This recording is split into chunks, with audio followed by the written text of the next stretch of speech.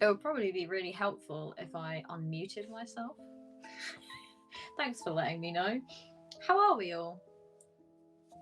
Can you hear me now? I assume you can hear me now. It's me! A vamp cat! I have become a vampire for the evening. I'm not sure how long the teeth will last. I already am struggling. They're kind of making me lisp a little bit, which is going to annoy the heck out of me. They're digging a little bit into my lip. I don't know how vampires do it, to be honest. I don't know how they do it. But not all heroes wear capes, I suppose. But a lot of vampires do, allegedly.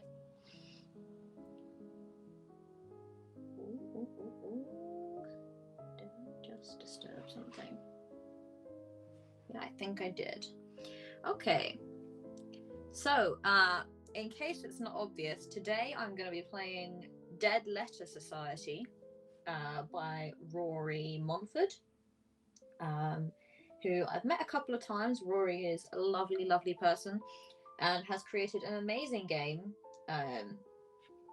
The game itself, it is a 1 to 2 player game.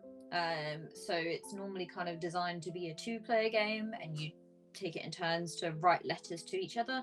But there are solo rules in it as well, which I love. Being someone who enjoys solo RPGs. So I thought I would play it by myself, which now that I said it sounds incredibly lonely, but it's just as fun. And what I really love about this game actually is Rory has a lot of different rules for solo play, like lots of different ways you can play it. I will stream. Oh, that was really good, Moobot. Well done. Yeah.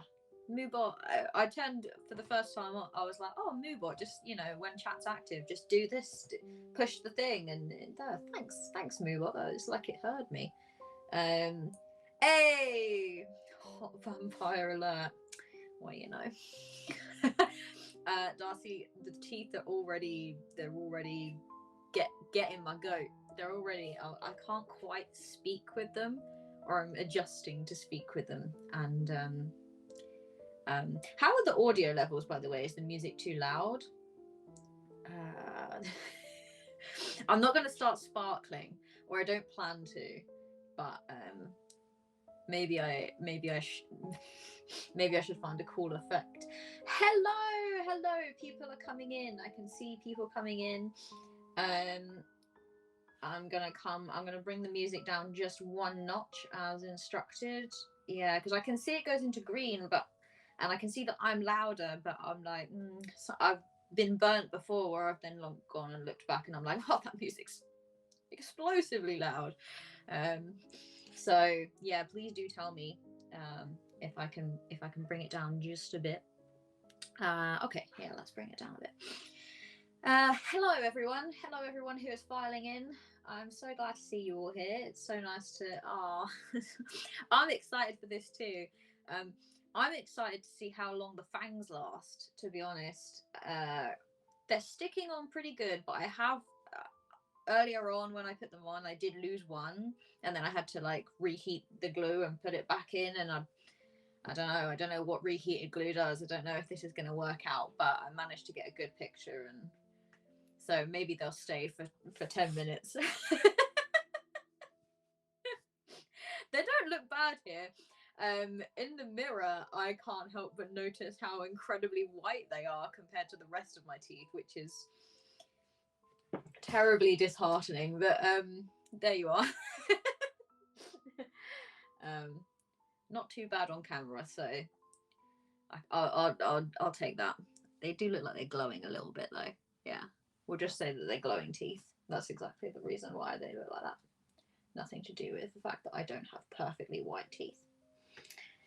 Yes, so all of you coming in, we're playing Dead Letter Society today, or I am, but also I don't mind a little bit of collaborative world building and a little bit of help from my lovely viewers today.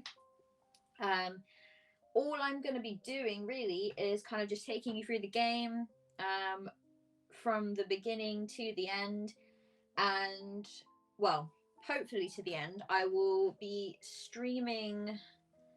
I haven't set myself a time to end streaming yet, but really it's going to depend on when I get hungry and want some food, because these are going to have to come out. Hello, people just joining us. So, Dead Letter Society by Rory Montford.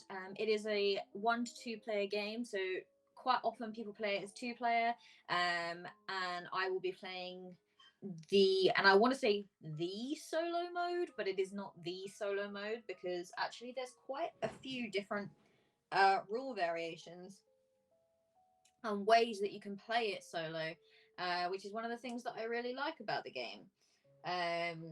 But let me just read out. Dead Letter Society 1 to 2 player game of letter writing and journaling.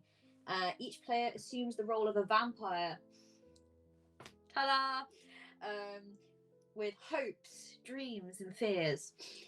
During the game, the vampires write letters to each other, or in my case, to someone who may or may not respond, asking questions, giving advice, discussing their intentions, revealing secrets, and speculating on curiosities discovered over time. Between writing letters, the vampires delve into topics that interest them and learn more about the world around them.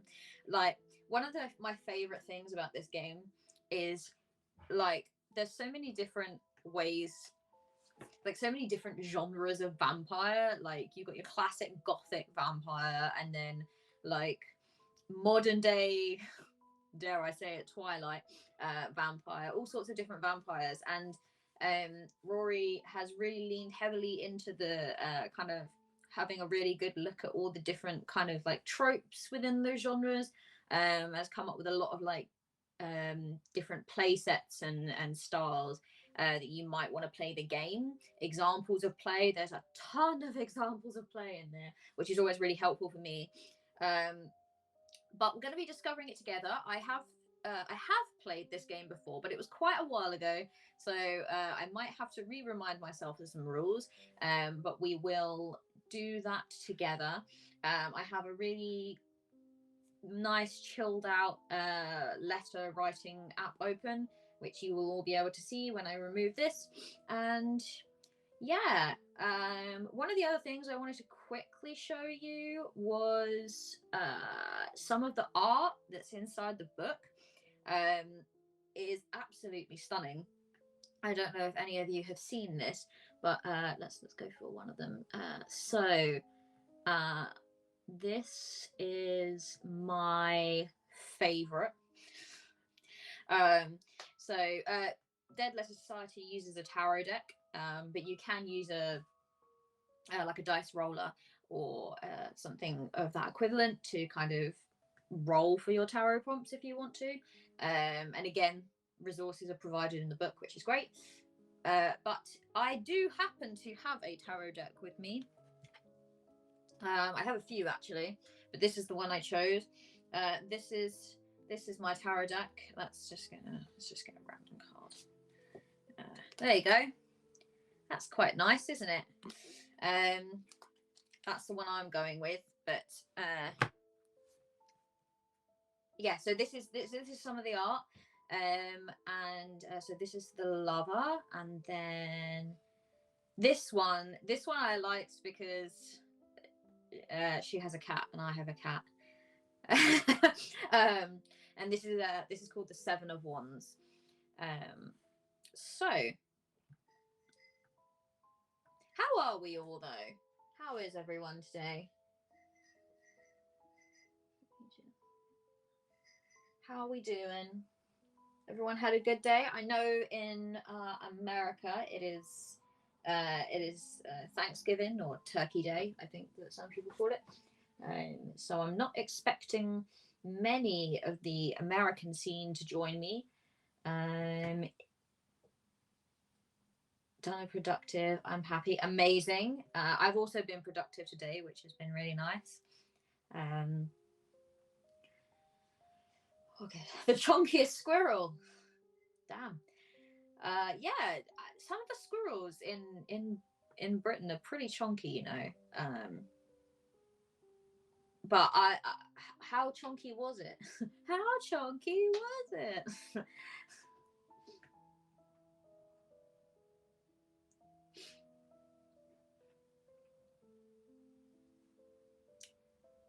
Small house cat. Are you sure that was a squirrel?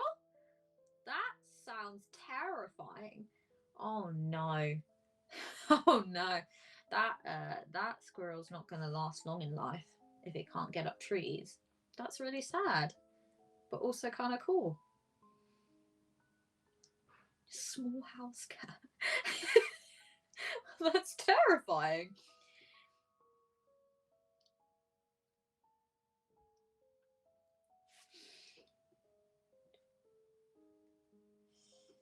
Okay. So, well, I guess we can to stop and check. I can imagine that sounds absolutely cool. That's cool though. I would still like to see a squirrel as big as a house cat. I bet it would be really cute. I would want to pet it though. So maybe not. Maybe that's not a good idea.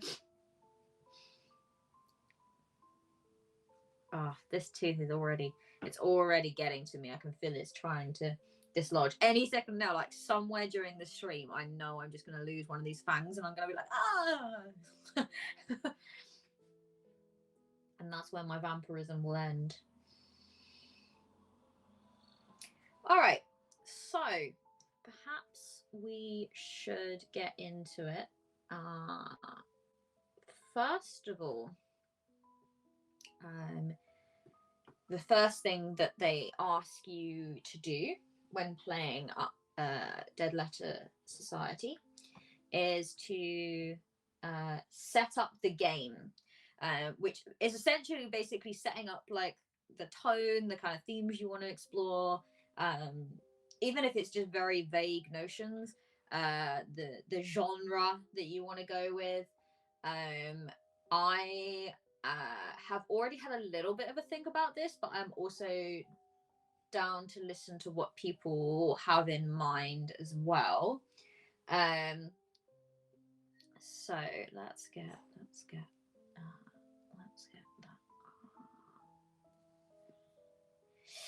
This is going to annoy me because I know it's going to just keep pulling where I'm switching between screens, but so apologies for that. Let's set the tone. Oh, I love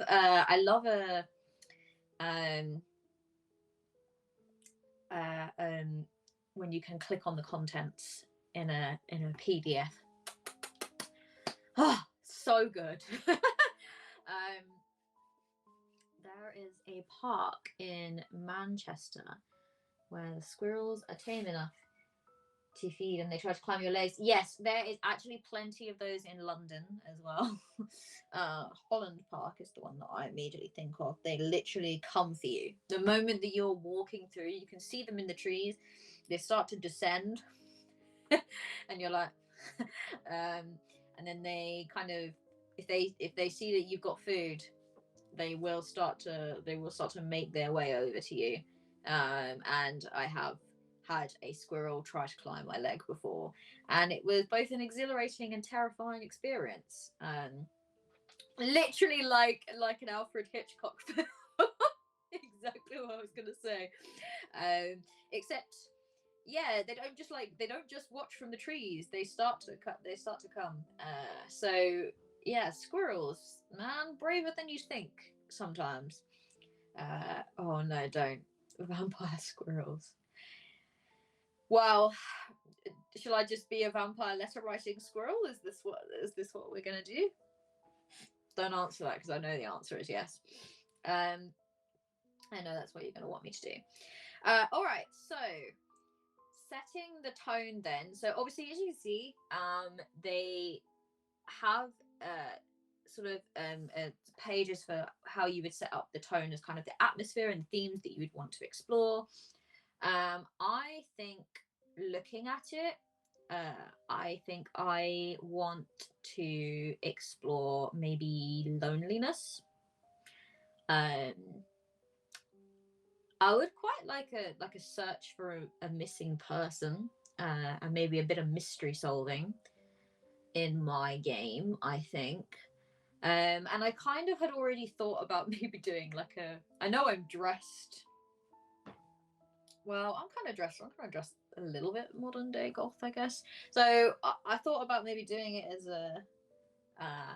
in a modern day and kind of leaning into all vampire YA novels, vampire YA novel tropes for this particular game. So maybe instead of Dead Letter Society, it's Dead Email Society, Dead WhatsApp Society. But no, we'll write it as if it's a letter. So yeah, so setting up the game, we're gonna set the tone. So yeah, I think kind of romance, friendship, maybe a little bit loneliness, and I don't know, searching for missing people kind of intrigues me a little bit. So I think I will go with that. Do you know what? Let's move the game book away and just have the letter see what. Because I can read it from here. Next up would be setting the scope. So it gives you a lot of like kind of genres as different examples. So you might want to go for like ancient Rome, Victorian England, steampunk Mississippi is one of the ones that it gives. I quite like the idea of modern day, like I said, so I'm gonna go with modern day, I think. And like I said before, one of the things that I really love about this game is all the pre-built play sets that come in there. So you can go to like a sort of pre-built idea of that setting and a pre-built character if it's easier for you, and then kind of tell a story with the characters that are already included, or you can make up entirely your own character. And I think maybe for this particular instance we'll maybe do a little bit of a mix. So let me just head on over to here, and we're gonna go set up.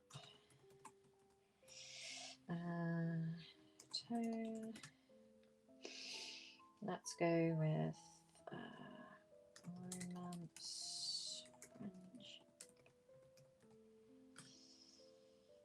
loneliness is a big one for me. I like the idea of exploring that. Searching for missing people. Need to be very aware of, okay, so when it's going to start. Cool. That's fine. Unfortunately, there's no like bolding on this, which is kind of annoying, but fair enough.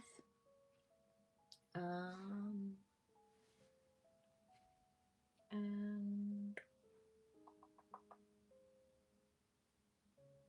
solving mysteries.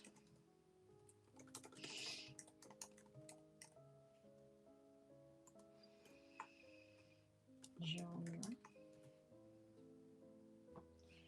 Genre, I think modern day. And area. Let's go very classic. A very classic vampire urban fantasy YA of the 2000s, and do some kind of small town in America. What shall we call our town?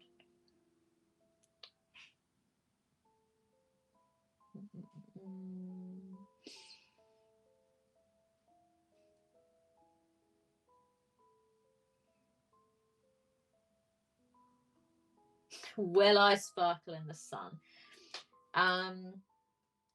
No. I hope not. Maybe. I don't think I will though. I think I'm gonna try and aim higher with my vampire powers. But that's not to say that anyone who does sparkle in the sun is, you know, to be looked down on, but it's I would rather have a cooler power than that. No, I will not sparkle in the sun. Let's call it the town of Pinefell. Pinefell. Very small town. Okay. Time frame. Yeah, it also asks you to kind of set like a time frame in terms of how long you want this kind of letter writing to go on for. It might be like a sort of frantic over a period of days where you're just kind of writing letters back and forward to each other urgently, or it might be over centuries because you are vampires. I think I would like a smaller time scale. So I'm probably going to go for like a sort of over a period of weeks / months, rather than centuries and centuries long. I love that I'm taking this and just being like, hey, vampires, but like just, you know, normal life. So I think, yeah, I will go with sort of over a period of weeks and months. And it does it kind of in a way that it allows you to measure how much that would go over a period of real world time. You missed my skin of a killer joke. No, I didn't miss it. I didn't miss it. I didn't miss it. Do you know what? I only really know that because I'm a bit of a soundtrack nerd. And I can remember I used to listen to the Twilight soundtrack. Everyone else was talking about the film and reading the books, and I was just listening to the soundtrack because, sure. And one of the tracks was called "Skin of a Killer." So I do remember that.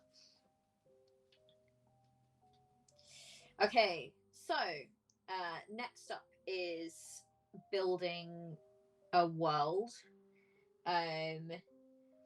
So it says a few assumptions are made in the text about the world you choose to explore together. You're a supernatural creature who consumes blood, or an equally undesirable food from humanity to sustain yourself. You exist in proximity to humanity. You can interact with humanity. The motivations are the Dead Letter Society. Oh, Millie, this is not cool. I was in the middle of something. The motivations of the Dead Letter Society are unknown when you begin to play. They might come to light during your letter writing, but they're unknown at the beginning. Begin by deciding what makes a vampire a vampire. Cool. Yeah. So this is where we start to do like a bit more of the in-depth world building now. So let me just get the correct page up.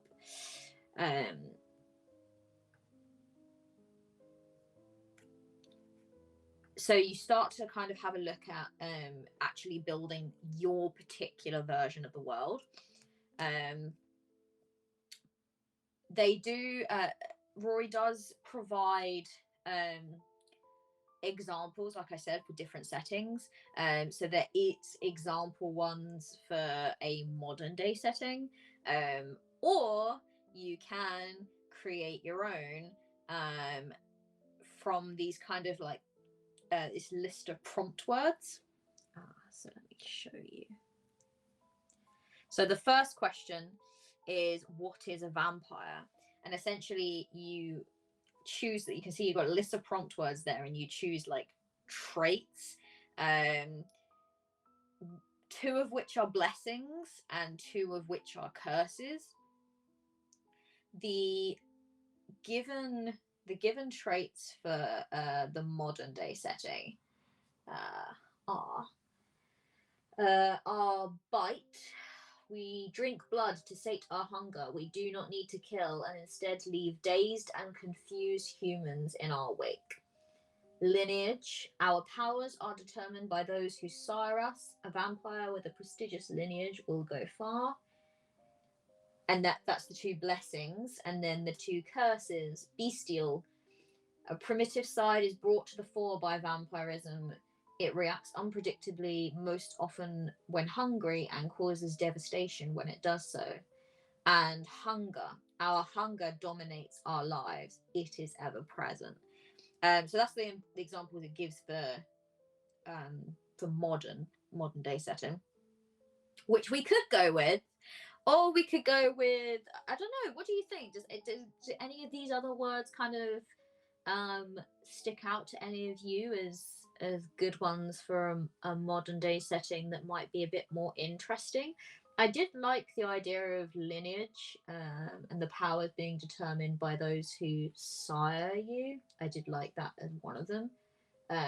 So if you've got a vampire with a certain power, then you will probably have the same power as them.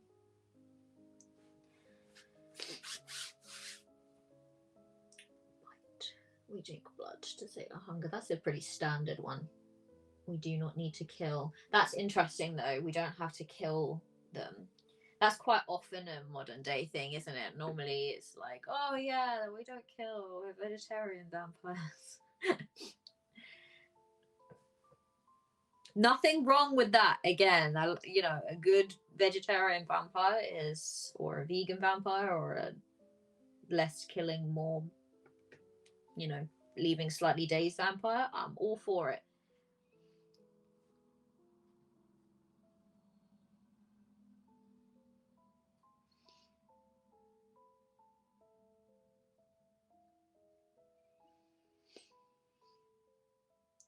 I do think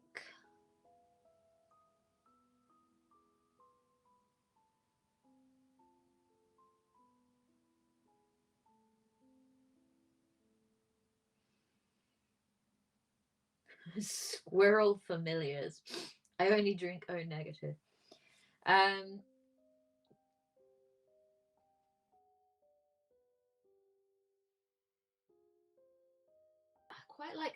I quite like the blessings. I think the biting to sate hunger. Familiars is fun.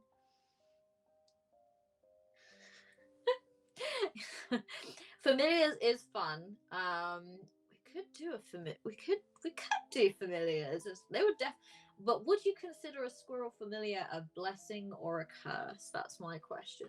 Or just any kind of familiar. I feel like it would be a blessing. Millie is looking at me right now like, you better think it's a blessing. Not a curse. I need two blessings and 2 curses. So I kicked down the door and bought squirrels tonight, apparently. Sorry, cat. That's fine. That's absolutely fine. Why not? Squirrel vampires.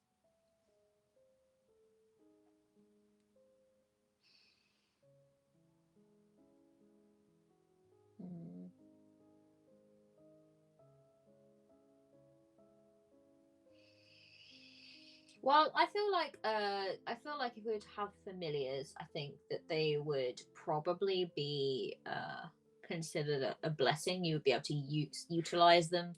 A curse in the sense that they might cause some mischief. Um, but yeah, why not? Why don't we have as our squirrels turn up wherever I go? A familiar curse. Yes, that would.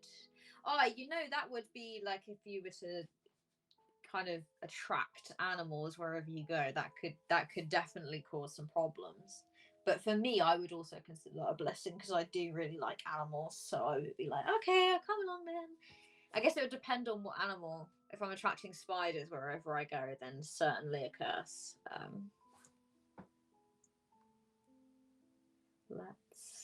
Let's go with having them as.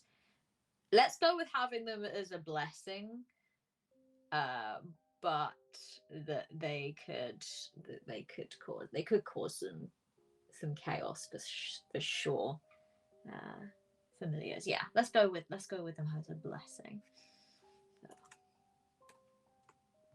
blessing familiars.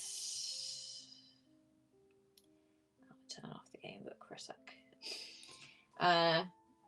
Blessing familiars.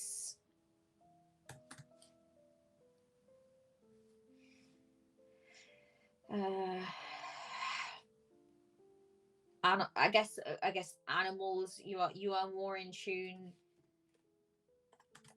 with the natural world. Natural world. Oh, that you are part beast yourself, which of course could cause some problems, but it is considered a blessing. I like the blessing.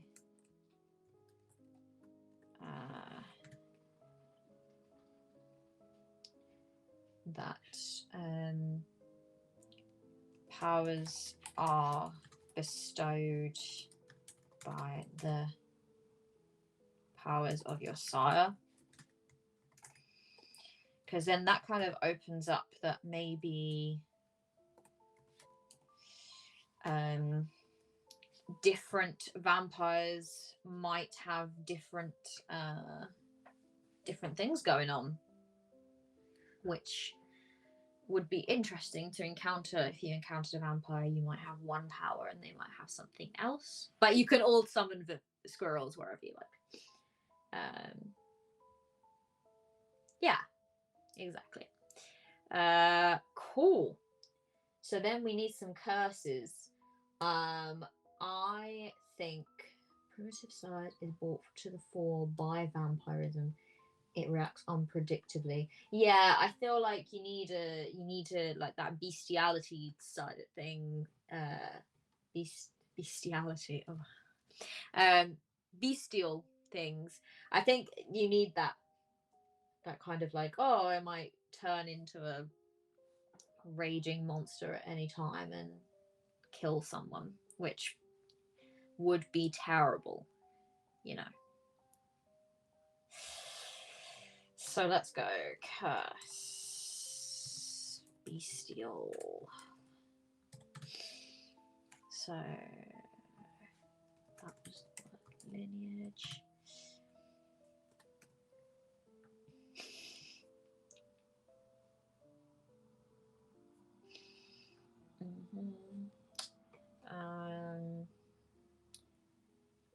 Might go absolutely ape shit. Might turn feral.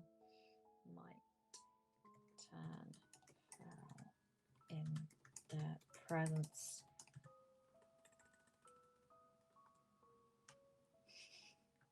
Ooh. I didn't realise. I thought I had deleted that.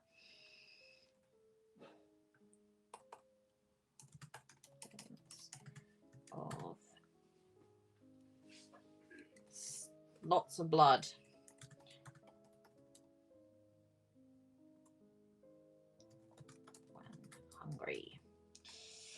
Okay, and then one more curse. Let's try and get 4 different words. I would quite like to have done familiars being a curse as well for going for scary squirrels, but our hunger dominates our lives. It is ever present. I don't know. No, I feel like that's a bit similar to bestial, I think.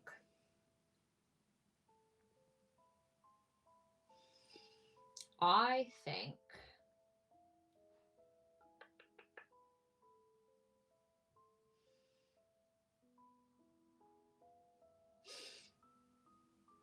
ooh, what about hunted?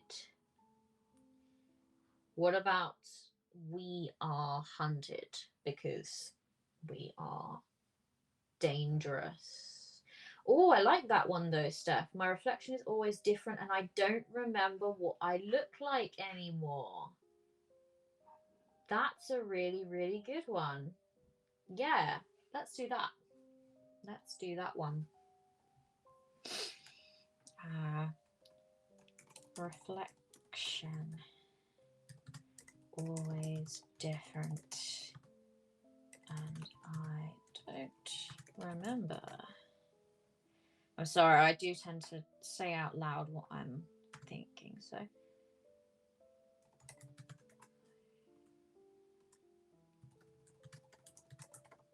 Yeah, that's a really good one.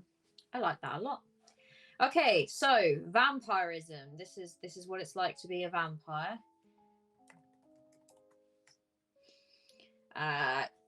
We got familiars, so the potential for a pet squirrel is there, should you want it. We have powers that are bestowed upon us by our sires, and all the different sires have different powers. We have a curse in a bestial nature. We might go slightly feral, like we might Edward Cullen it up in the biology class if we smell some nommy blood. And reflection, always different. I don't remember what I look like anymore. That's a really nice play on the usual reflection stuff. So I think that was hello. Yes, green or go home. Sorry, I'm only briefly keeping an eye on the chat. We are playing very similar, I guess, to 1,000-Year-Old Vampire, along the same kind of genre, but we are playing Dead Letter Society. It is quite often played 2-player, but there are solo player rules, and they're really good ones. So I am playing. I'm playing by myself, and that's fine. I don't mind playing by myself. I do, in fact, quite like it. All right. So, what do we have next? So, I think next is the. So now we consider the human world around us. Yes, that's right. So, do we have that up here? Let's turn on the game book. So this is the human world. And again, it's a very similar thing. You essentially pick 4 of these words and create sort of things that shape the human world around you. Whether they're admirable things, you pick 2 that are admirable things that vampires admire about humans, and 2 that are deplorable things that vampires aren't so fond of slash might feel threatened by, I guess. So in terms of the examples given, I'll read them out for the examples given for the modern day that Rory has come up with, and then we can decide whether we like those or whether we would like to come up with something different. Admirable, first admirable trait, creativity. Humanity has produced great writers, painters, sculptors, and composers. We appreciate their genius even as we struggle to replicate it. So that's number 1. Number 2, another admirable thing, politics. They have built complex political systems that work to our advantage. Control a few key individuals, and the whole world is yours. Oh, okay. So not admirable, as in we go, good job, humans. That makes more sense. Collaboration is the thing that is deplorable. Organizations have formed that know of or suspect our existence. When they work together, the results are catastrophic. Yeah, I do actually quite like that one, actually. I feel like I might keep that one in. But we'll continue. Technology. I thought technology would come in here somewhere. The world is changing faster than ever. Some of us struggle to keep up with newfangled gadgets, and it is ever more difficult to remain unseen. So that's another deplorable thing. These vampires are apparently finding iPhones and things a bit tricky. I don't know if I like that one so much. I feel like I quite want to keep I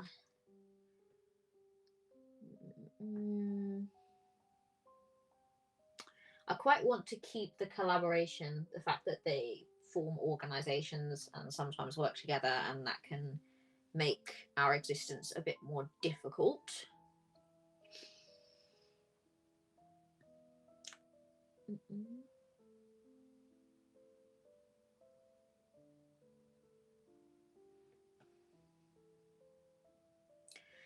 Medicine could be a good one that we admire.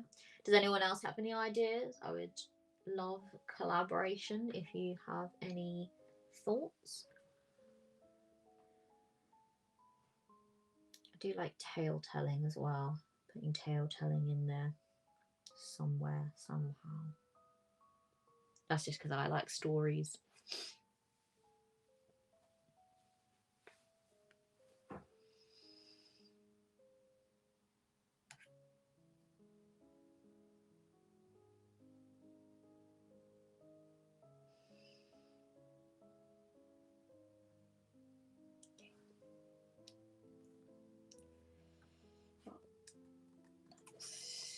Humanity.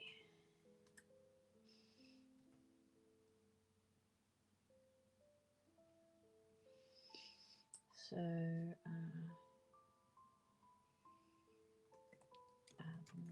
admirable.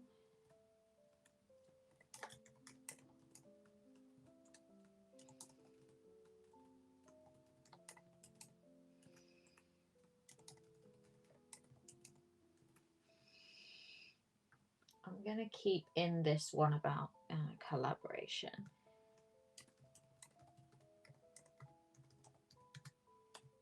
Organizations have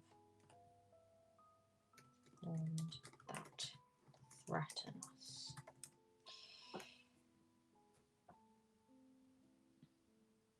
Does your vampire enjoy the progress of society, or do they find it difficult?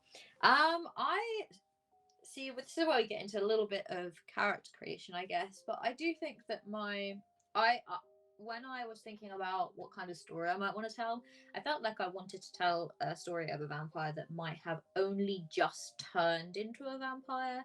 And when I say only just, I mean they haven't lived for centuries and centuries. They might have been a vampire for maybe a year or two, so would be considered a very young-blooded in terms of vampirism. So I don't think that they find society that difficult, or sort of the progress, I guess, that society makes.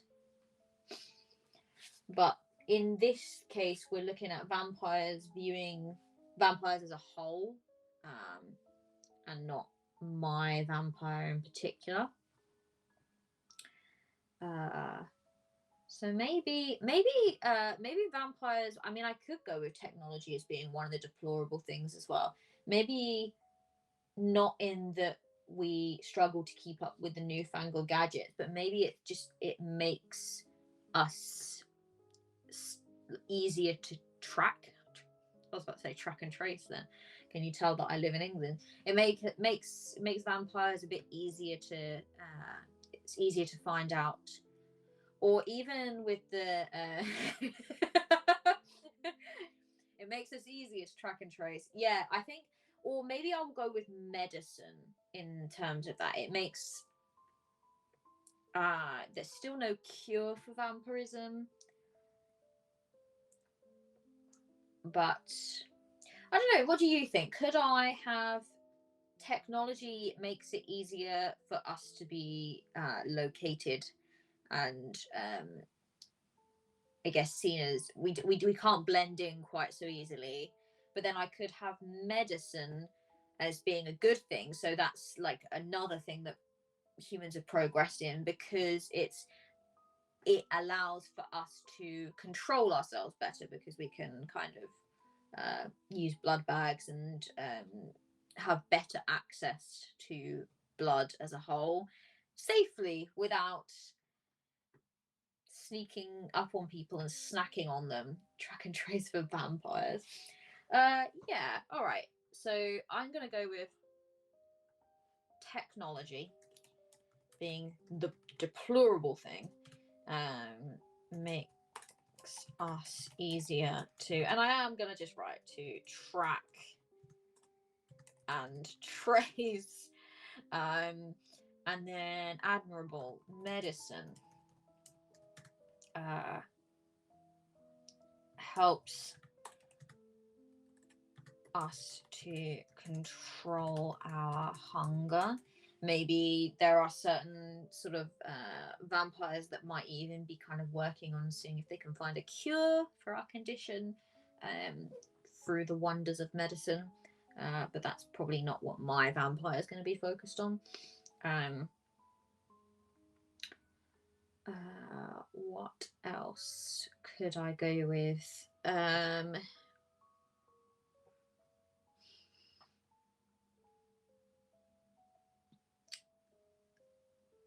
Socialist, capitalist. Well, capitalism would go into deplorable. I need one. I need one good thing, an admirable thing, something that vampires admire about humanity.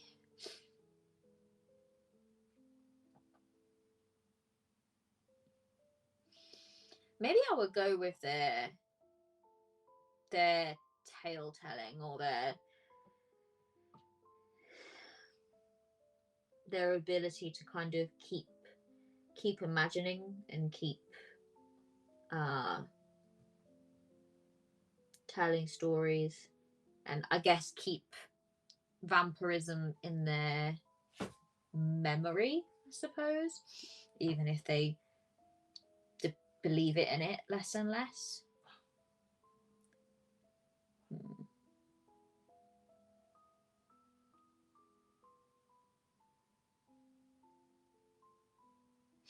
I do like the word dependable as well, because I think you can always depend on humans to kind of do a certain thing or be.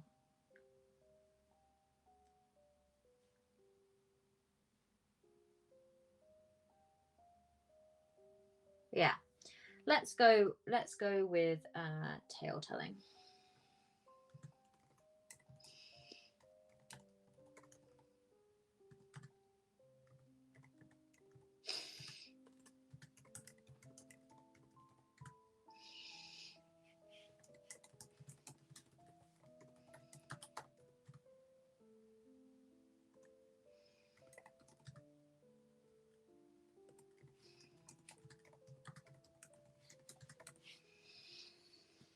Go with something like that. All right, and then the last one, vampire society. So this looks at what the culture and society of the vampiric world looks like. You again pick two terms. This time you don't choose whether things are blessings or curse or bad or good, basically. You ask questions that you will try to answer as you play, which again I quite like. So, vampirism.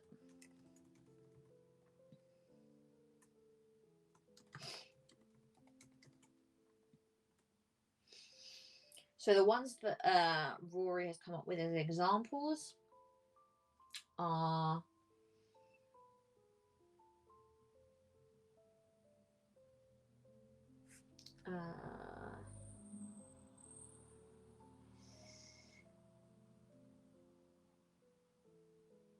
betrayal. We constantly battle for our social standing. Vampires rarely help each other out of the goodness of their own heart. It's only a matter of time until our interests are in conflict. And the question that they're asking, why do we fall into this cycle, and is there a way out of it? Clans, we divide ourselves up into clans based on our lineage with strict hierarchies within them. Clan loyalty is prized by those in charge. Does our clan have our best interests at heart? Interactions with humanity. We cling to our sense of self by forging personal connections to humans we care about. What happens when we lose them? Quite like that one. Traditions. We've developed a convoluted set of rules over time that remain unchanging in the face of modernity. Will we ever adapt? There's some quite interesting questions there already. Let's have a look at these words. I did quite like the idea of staying secret, and that being a kind of question of just is there ever a chance that we could come out of hiding, or could we ever live alongside humans rather than having to continually hide from them? So I think I might have that as one of my questions. So I'll pick secrecy.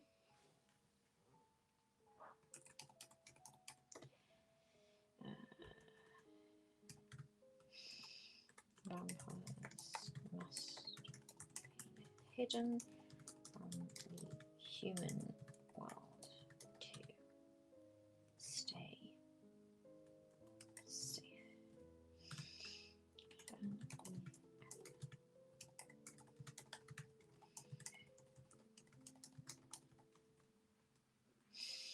So that's one.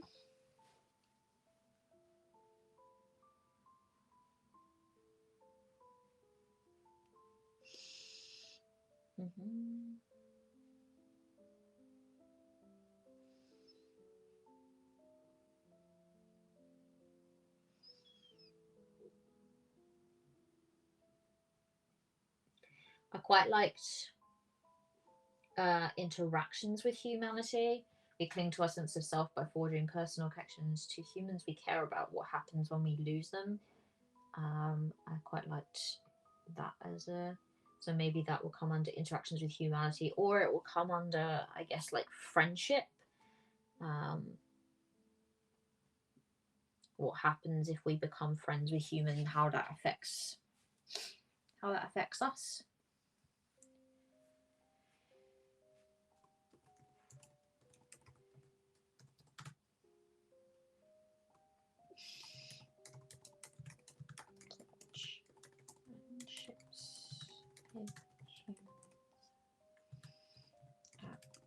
Necessity or lying.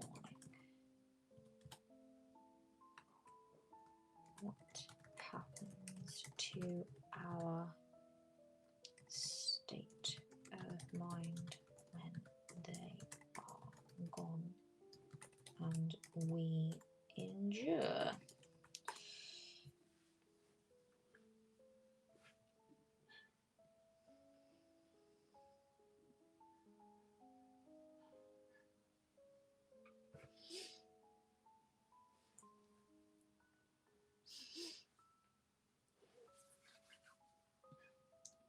Yeah, I've kind of gone with those ones because I did want to explore the idea of loneliness in this.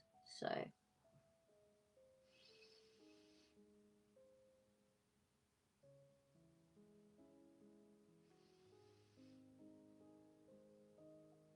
guess isolation could be one.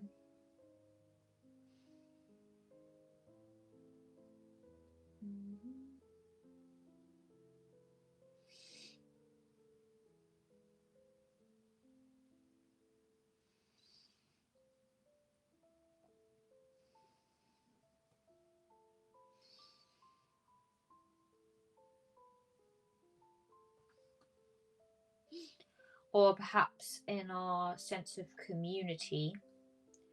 But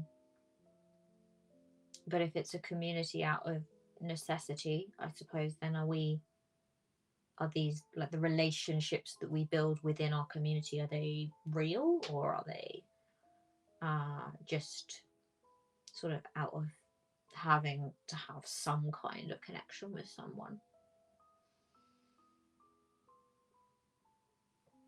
Especially with these clans, it kind of forces people to sort of put up with each other, I suppose.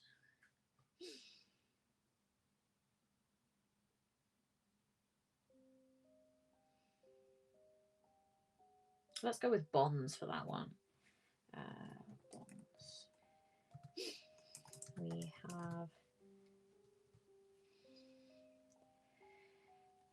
bonds with the vampires that sire us,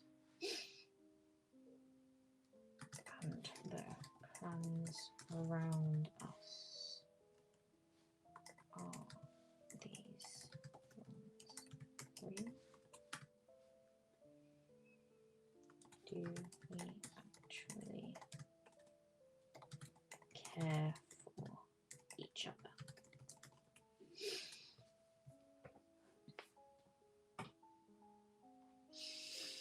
Let's maybe go somewhere else for the last one.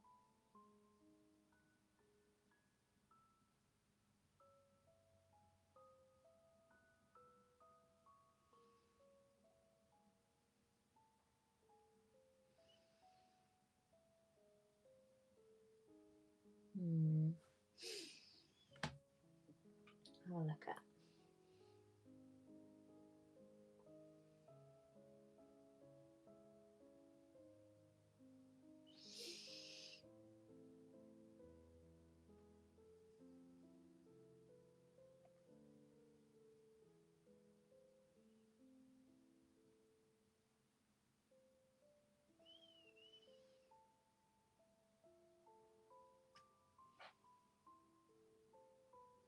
Perhaps in terms of conflicts, when there are large conflicts within the human world, should we be getting involved and trying to make peace?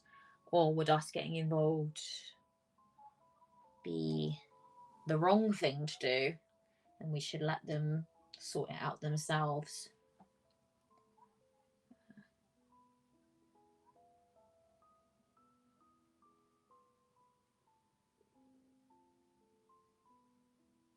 Conflicts, yeah, let's go with conflicts.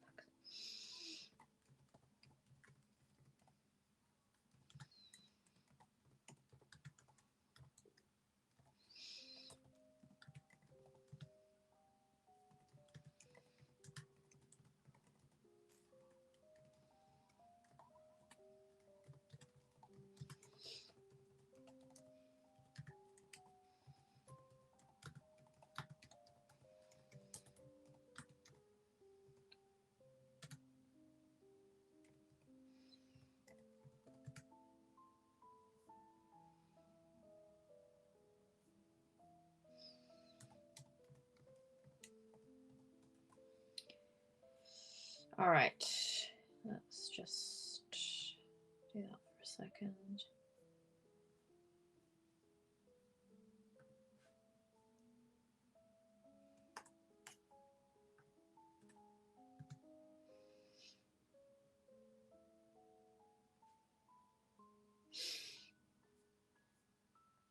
I can probably make this a bit smaller, actually.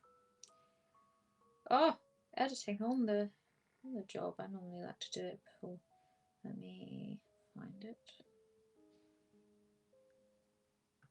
Oh, this could. be the wrong thing to do. Oh, there we go. Has that helped?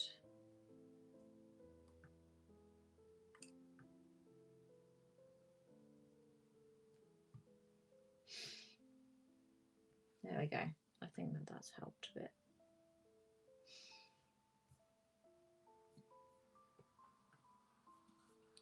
Okay, so we have now built our setting. So now it is time to create our character. I thought I would quickly show you actually the character sheet because it's pretty, as is the art. So the character sheet comes in sort of two parts. The first part, it looks like this, which is essentially a Dead Letter Society application form.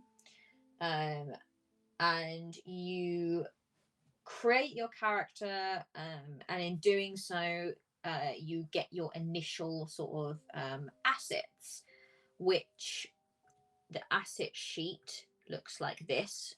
So you can see your assets are divided into 6 different sections: your items, locations, actors, which are kind of the people in your life, principles, scars, which is things that have well, it's exactly what it is. It can be physical or mental scars, and your ambitions. So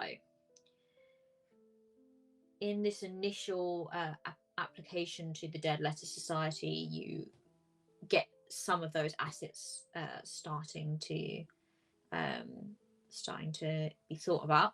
But yeah, that's what the character sheet looks like, which is really, really cool, and I like it a lot. But I'm going to just write everything down in this one place so I can reference it more easily. So let's get rid of that for now. Character. Right, so first of all, we need to give our character a name.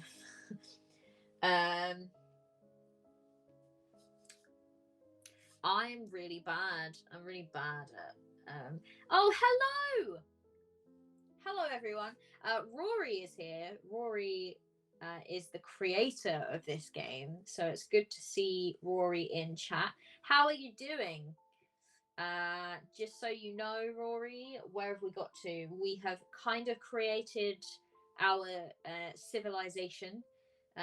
So we've come up with the different things to do with vampiric society, what makes our vampires, and the human world. Let me actually show you. As you can see, I've done a lot of writing. We come up with 2 blessings, one of which, by popular demand, was familiars. We get familiars. It's all because we were talking about squirrels, and so now vampire squirrels might be a thing. They might be a thing. Who knows? Familiars. We took, because I explained that you have pre-written examples already in the book. So I've taken some of the pre-written examples, but also come up with some of our own as well, because we are doing a modern day setting, and we're going to try to lean into as many vampire YA tropes as we possibly can. We have our curses. And the reflection one was one that Steph came up with, which was really cool. Our reflection is always different, and I don't remember what I look like anymore. How cool is that? That's like my favorite thing that we've come up with. So thanks, Steph, for that one.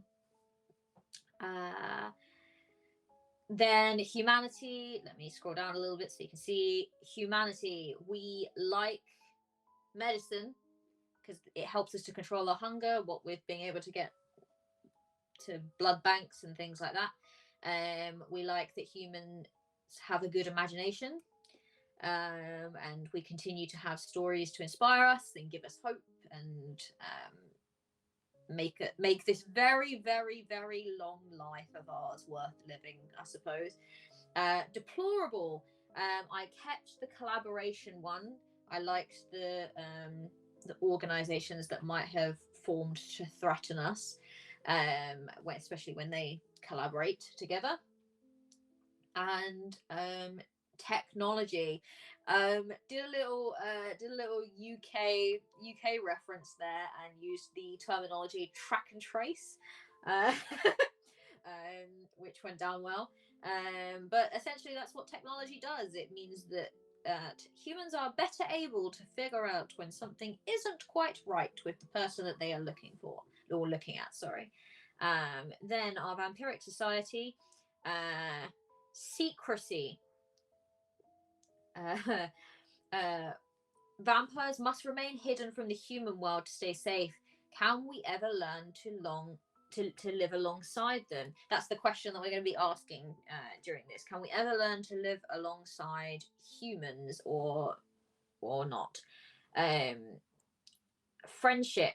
Sometimes we form friendships with humans out of necessity or longing. What happens to our state of mind when they are gone and we endure? I'm actually going to, because I've fiddled around with this, bear with me one moment. I am going to,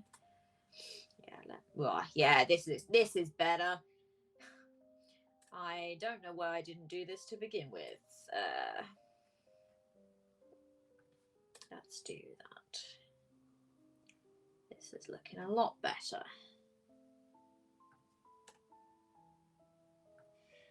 We endure. Bonds. We have bonds with the vampires that sire us and the clans around us. But are these bonds really real? Do we actually care for each other? And then conflicts. When humans are at war, we rarely get involved. Should we continue to remain neutral? Or should we do something about it? Should we get involved with human affairs? And that's what we've got so far. I know, I've just realised. That's what we've got so far. Now we're looking at our character. I'm about to try and figure out a YA tropey name, and all I can think of is, and I hope that someone gets this reference, and I hope I don't fuck it up. Is it Ebony Darkness Raven Dementia Way or something like that? Ebony Raven Darkness Dementia Way. It's something along those lines. Hold on. Does anyone know what I'm talking about, or am I just shouting to the void here? Ebony Raven. Ebony. Yeah. Hold on. It is Ebony Darkness Dementia Raven Way.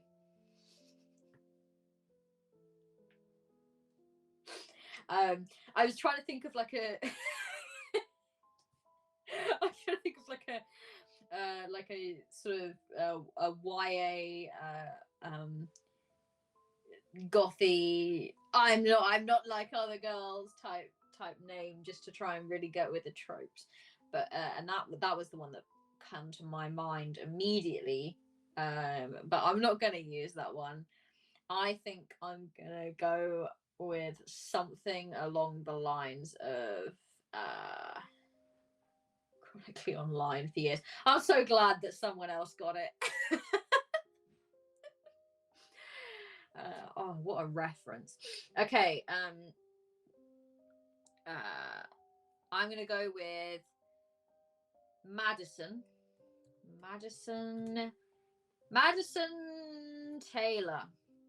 I don't want to spend too long thinking about names because otherwise I overthink it. I really overthink names. It's actually one of the things I really find difficult.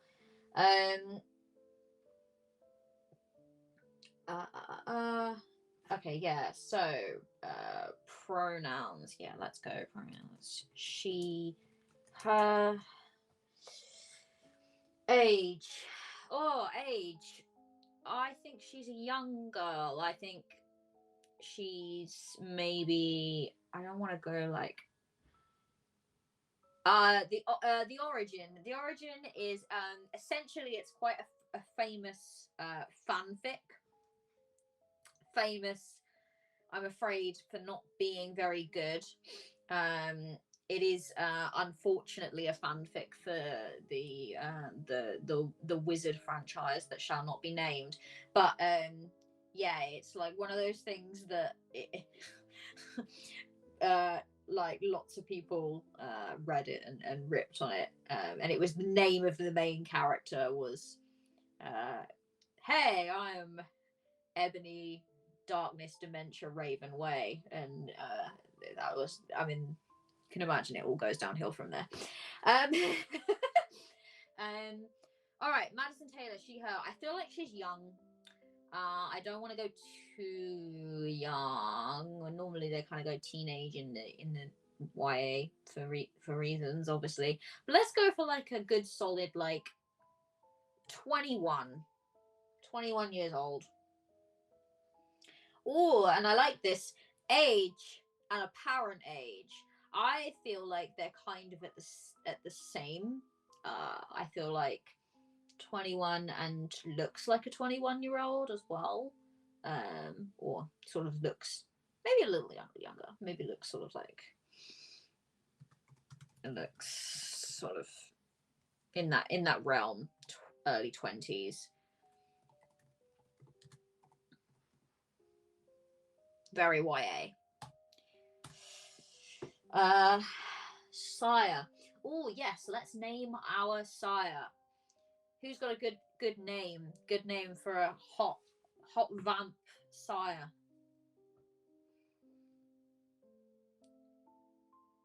Oh, these fangs are.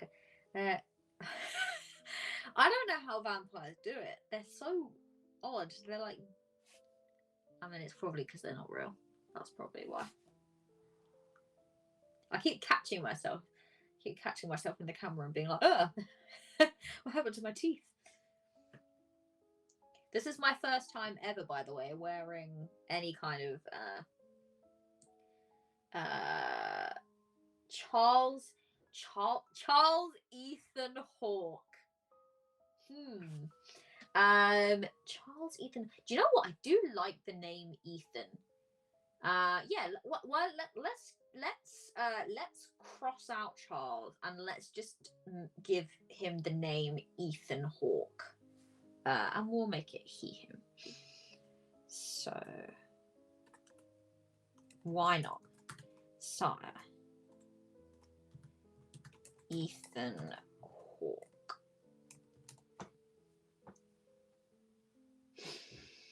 All right.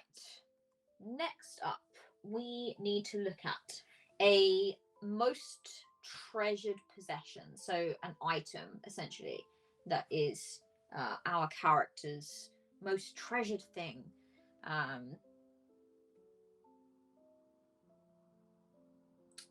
I think, well, it's got to have some kind of tragic family backstory, maybe. Like every rogue in D&D. Maybe something from her mother. I want to go out and say something that is her mother's.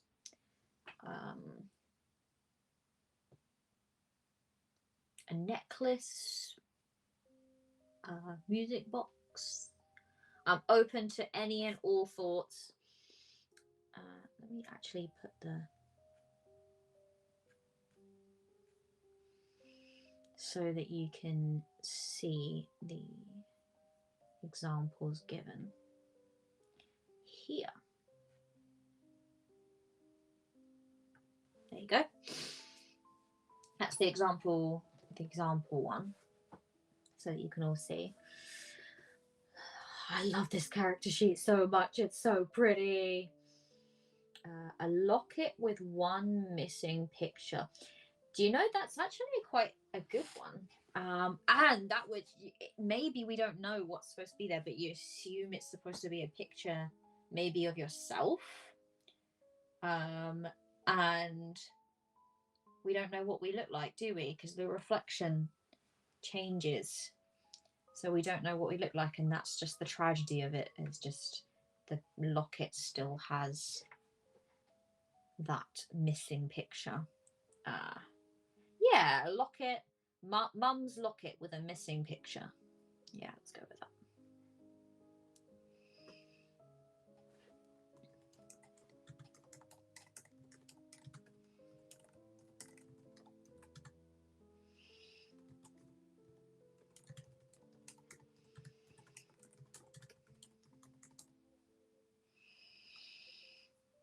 Okay. Sanctuary's description and location. I reckon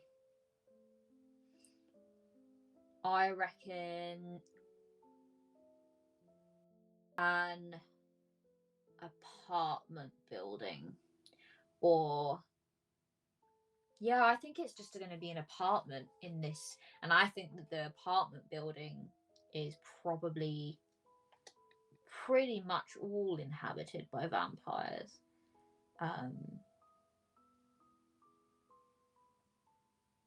And everyone kind of has their own hello, hi. Hey Emma, how are you doing? We are in the process of creating our character at the moment. We've done a bit of world building already. And hey, it's nice to see so many people here. Thank you for joining. We're in the process of creating our character. Currently, I'm having a think about their sanctuary, so where they might live. I think it's going to be an apartment building, probably in it's the town of, I think I called it Pinefell. Pinefell is where they live. So let's go with sanctuary. Apartment in Pinefell. Maybe I live in Ethan's apartment, or I think that the building is pretty much vampire owned, and because we kind of have these hideaways, so I think it's pretty much vampire owned, and probably the humans think that it's a really rough, dodgy apartment to live in, and no human will even attempt to buy it, because that's I don't know. Whenever like whenever you're told, oh, like, don't go and live there, apparently it's really, you think to yourself, maybe there's some hidden law. Yes, I got fangs. I don't know how long they're gonna last, because they're already annoying me, but they've lasted quite a while so far, and I'm managing to speak with them better. Earlier on, I was really struggling. I was like, I don't know how these vampires do it, but now I'm doing better. Yes, I think an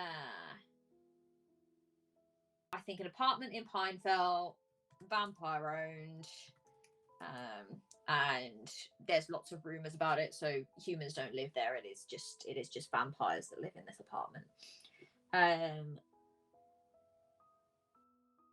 An ally or rival, is that the next one? Is that the next one in the list? Yes, an ally or rival.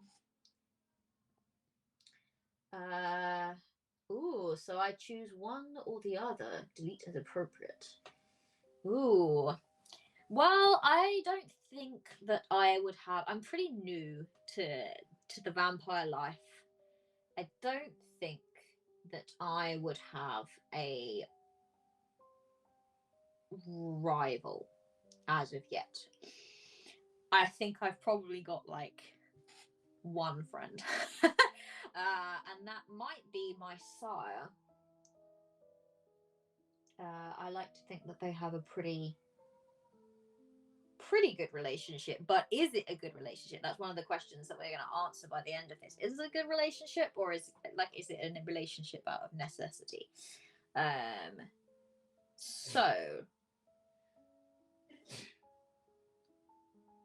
because the idea as well is we won't go too far into building our characters and things like that. As you play the game, you kind of expand on the lore of certain characters, or you create new characters and kind of look at the lore of that. So I won't go too hard into looking at Ethan, but I think Ethan is someone that probably my poor Madison considers her only friend at the moment. So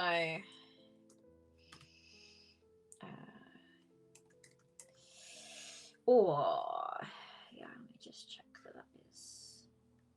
Do I need to have another one? I don't think so.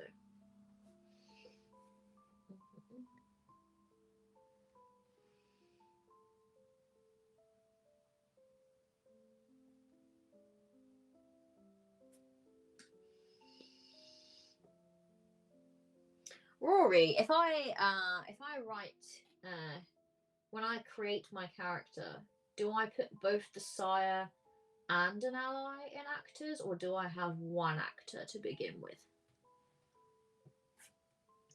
You'll know the answer to this question. Or am I thinking too hard about it? I am quite guilty of doing that. All right. In which case, it's going to be my sire. My sire, Ethan, is going to be my ally. He has been looking after me, taking care of me in this life and guiding me through vampirism. So Ethan.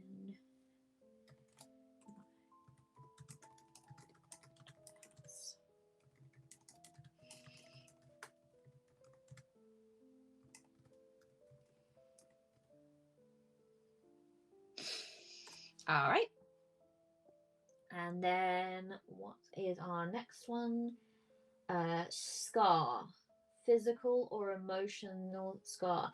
By the way, feel free if you've been reading these and you think you have some ideas for some of the others, then pop them in chat, because the sire is going to definitely pop up. Yes.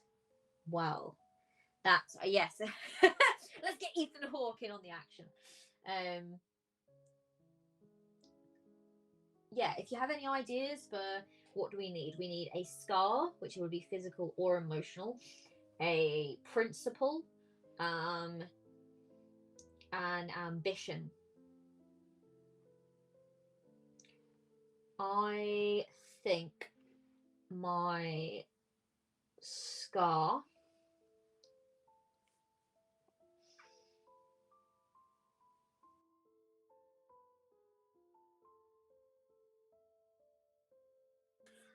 well, I think why does she only have one friend? So I think that I think we're going to have a classic Rapunzel situation going on here.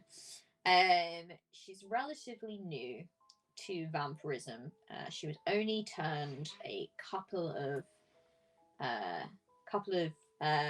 maybe a year or so ago, less than a year even. I feel like it's very new. And perhaps her good friend Ethan has been taking care of her and has been, bringing her all the blood that she'll need, and just telling her that essentially she's newly blooded, so she's not going to be able to go out and interact with humans, because she won't be able to control her impulses. And she will attack them immediately. So until he has managed to teach her how to be a vampire that can control themselves, she's got to kind of stay in his apartment, and maybe there's like a teeny tiny little courtyard or something that she can kind of roam around in if she wants to go outside. But she's kind of been trapped here, I think, and a bit isolated and alone, apart from Ethan, and Ethan is her only friend, I think, at the moment. Yeah, Rescar. Well, I was actually wondering as well, maybe something happened to her mother, hence why the locket is so special to her. So maybe she was in a car accident, and that is why she was turned, because she and her mother died instantly. She was dying, and Ethan did what he's not supposed to do, which is got involved and saved her. This does sound like a YA novel. Yeah, I think that we'll go with that. So I think her scar is that maybe she is frightened of cars now, or she is frightened of being in a vehicle, because that is how she died, essentially.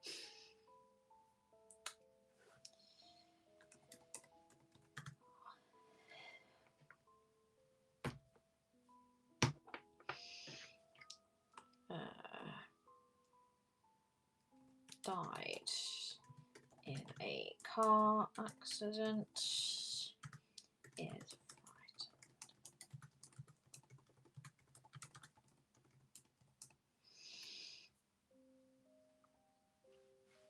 Most strongly held belief, and an oath that you'll never break. An oath that I'll never break has got to be a promise that I made to Ethan, isn't it? I promise I won't go outside, or I promise that I won't interact with humans. Something along those lines, I think, might be, because so that you're all aware, you create an oath that you'll never break, and that oath is something that you know that you will break before the end of the game. So you write it as if this is an oath that I will never break, but you know that you will, which is an intriguing mechanic and definitely lends itself to good storytelling.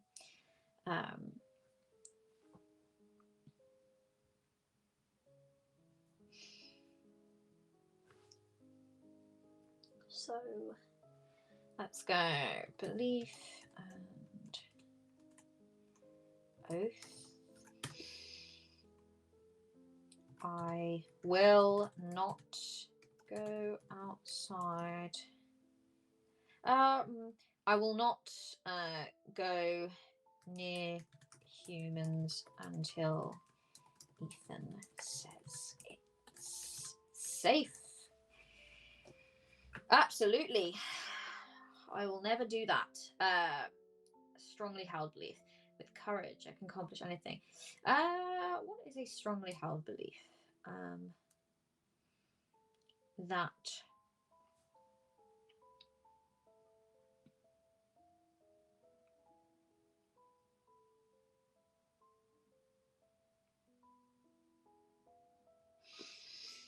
anyone else got any ideas?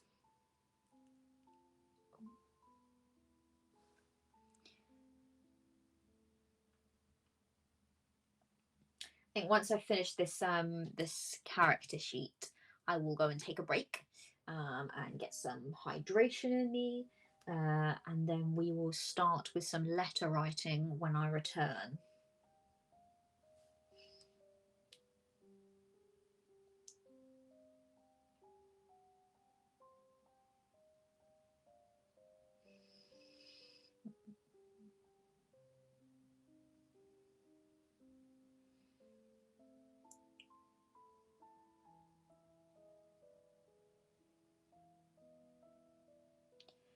Yeah, I was thinking the same thing, Rory. I was thinking like Ethan had maybe a strongly held belief. Ethan has my best interests at heart, or something along that lines. It's going to end up being a very complicated relationship with Ethan, I think. But Ethan has my best interests at heart. And of course I would think that because he saved my life, right? So that was very good of him. He saved my life. Okay, Ethan has my best interests at heart. I do strongly believe that. Okay, state your ambition for joining the society and forming an acquaintance with a member of our choosing. The society will expend resources to match you with the most appropriate member. Your secrets are safe with us. Ooh. I'm thinking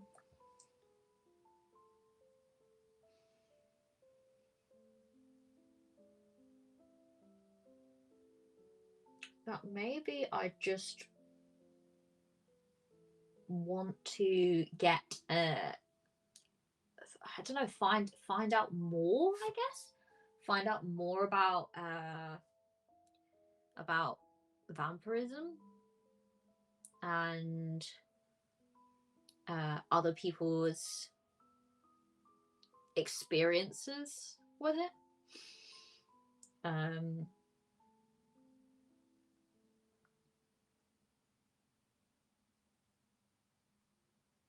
That could be quite a good one.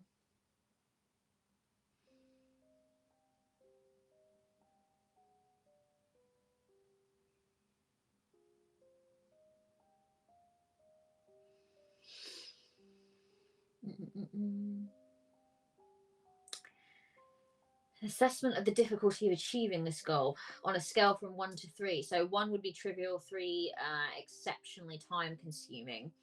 I don't think that that's a particularly difficult goal. I wouldn't have thought just someone taking a moment to be like, that's my experience is not that hard.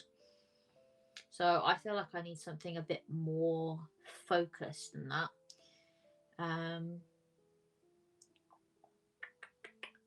Application fee.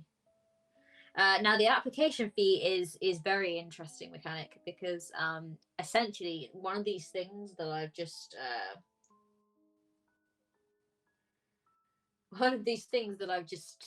kind of written as one of my assets, I've got to lose the asset and I've basically got to give it as a, I suppose, some form of like insurance, I guess would be the word. Hello, Alec. How are you doing? How is your Turkey Day going? And anyone else that is from America in this and is celebrating Thanksgiving, how is your day going?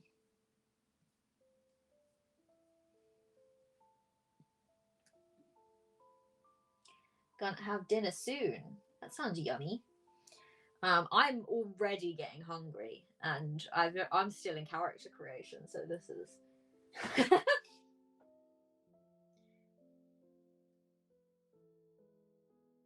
Oh, that's nice. I'm glad. I'm glad you're having a good day.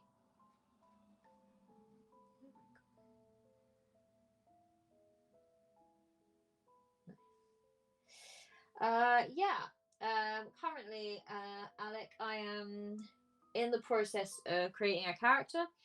I've already done some world building for the particular vampiric society that I'm in. So I'm now creating my character. I'm trying to think of something that would. Oh, that really sucks. I'm sorry.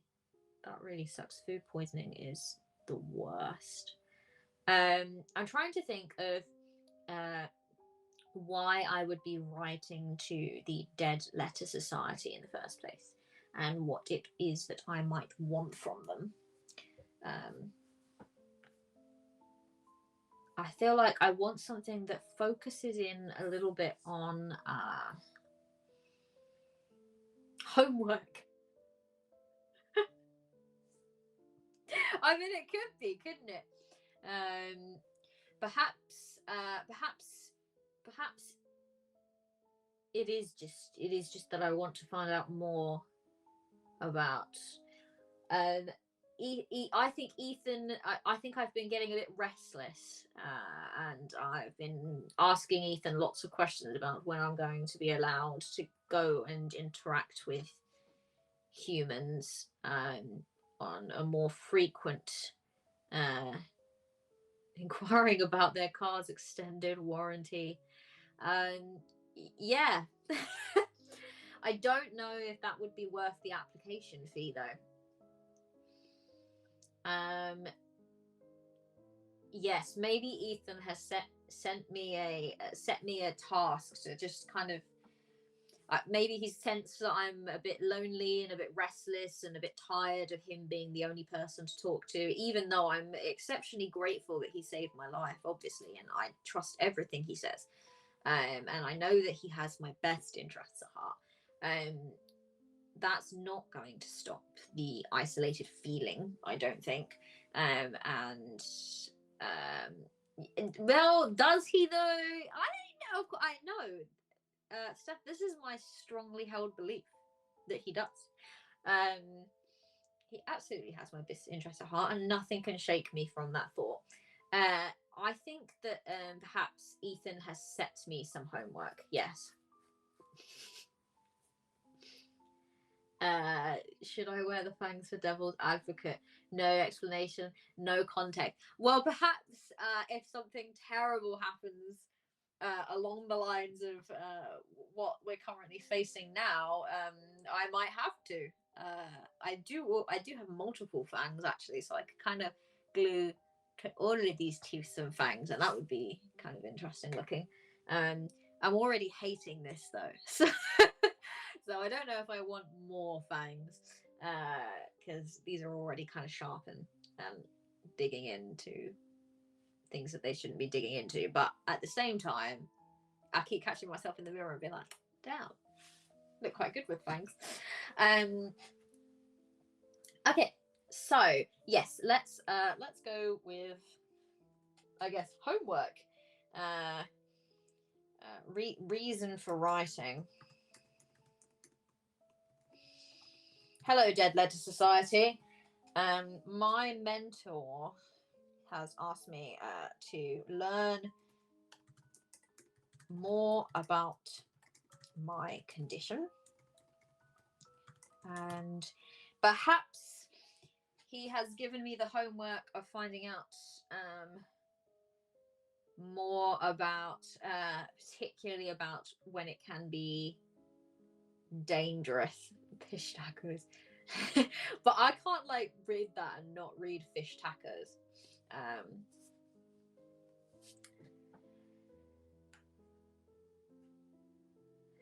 Form an acquaintance with a member of our choosing. The society will expend resources to match you with the most appropriate member. Your secrets are safe with us. Now here's an interesting thing, because there's actually a few different ways that you can play solo mode. One of which is you're exchanging letters with someone else, and one of which is that you are not receiving letters back. And so you're kind of writing these letters in the hopes of getting some letters back, but no one is responding to you. And there's like two kind of modes with that. It's either you're writing a letter to a person and they're just not responding to you, or you're writing to the society and trying to convince them to let you in, and they are not letting you in. I wonder, and I don't know, tell me what you think of this idea. If maybe Ethan has gone on a trip and I'm trying to get in contact with him because he's not responding back to me. How do we feel about that idea? I don't know if that will mess with some mechanics of the game, but I can obviously work around that. That's me just instantly giving up my asset then, I suppose. But then maybe that's my application fee. What do you think? Maybe Ethan is missing. Oh my goodness, am I going to have to break a rule to go and find him? Maybe Ethan is missing. This is the bit where Rory's like, please don't do this. You're going to make this so much harder for yourself. For goodness sake, just write homework.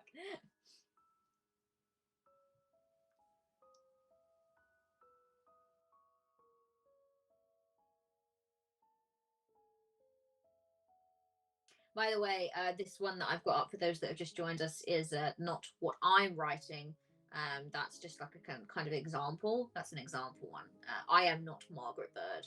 I am playing someone else completely different. I will get rid of it actually so that you can see behind what I'm doing.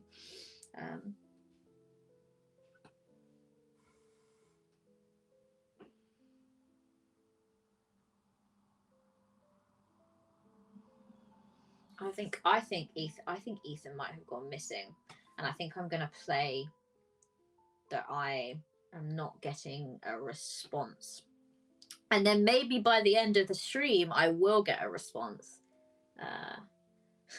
Just breaking the mechanics of this game. This is what I do. Yes, I think Ethan went out, and perhaps he has originally given me this homework, and then instead he's kind of not returned. So I'm now using my application to the Dead Letter Society to try to get back in contact.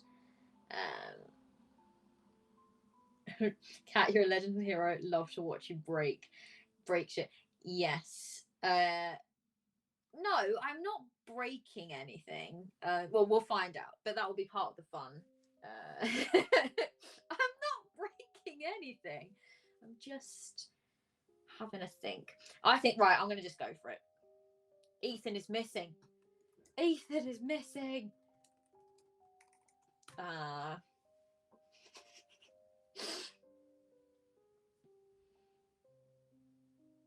Yeah, I'm going to do it. Ethan is missing. I am writing to get back in contact with Ethan, because what am I going to do without him? I can't interact with humans, right? I'm going to just immediately attack someone or do something terrible. So I got to get back in contact with Ethan. I need my blood. I need him back. That's Stockholm Syndrome life. And well, I guess in a sense, my application fee is Ethan. Ethan has gone away, right? So I've lost him. He's my lost asset, right? Right, that works. Does that work? Breaking the game. I like to call it reinterpreting the game. Okay. Asset.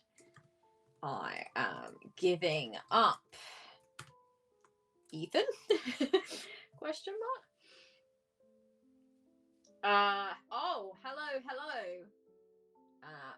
I tag on that they know something about where he is since it's their hold over you. Yes, I am fairly certain.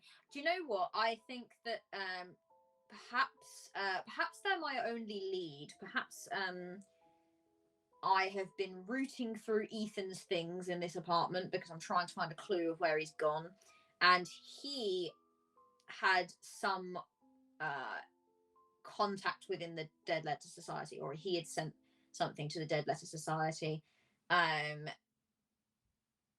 so I know that they know, but where he might be, and that's their kind of hold. Yes. So I'm giving up. Ethan, he is no longer here. Perhaps I'm asking them to help me get him back, and so that's his hold. Their hold as to whether they will actually help me or not. All right. Will they tell you? Nope. Yeah, I doubt they actually will. It just comes with society consequences. Yeah. Hello, Anne. I didn't get to say hi to you properly. I'm not going to ask you what time it is, but at the same time, I can see what time it is, and damn, man, damn. I'm glad to see you here, though. Thank you for dropping by. Just so you know, we're playing Dead Letter Society, which is a sort of epistolary journaling game. I am, as you can tell by the fangs, a vampire, and I am going to be attempting to write to a secret society and begging them to help me locate my missing sire. That's kind of where we're at the moment. As you can see, let me get the character sheet back up so you can see.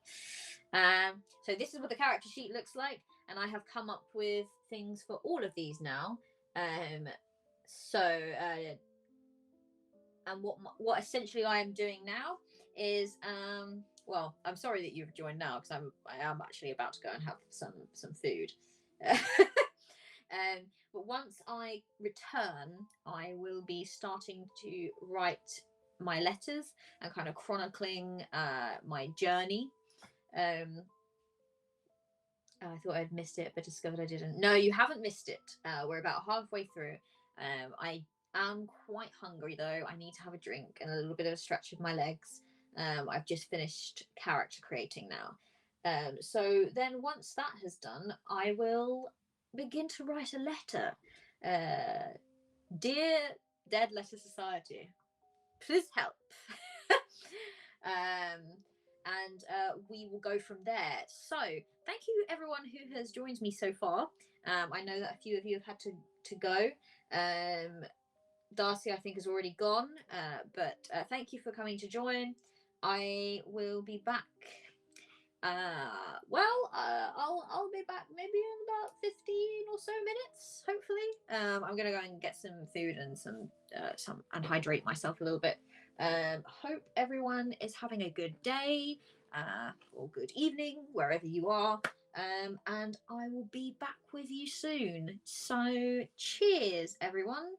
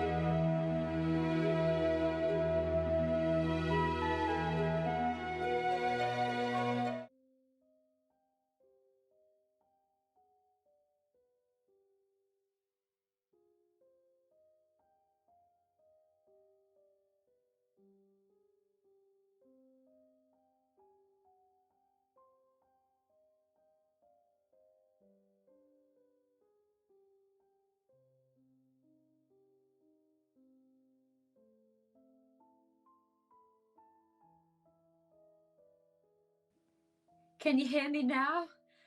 Every time. The production quality. The production quality here is amazing. Hello. Welcome back. Yeah, I just went and ate some dinner. It was a slow process with these. So I apologize for being a little slower, but how is everyone doing? I can see lots of chat while I've been away. Everyone wants the letters.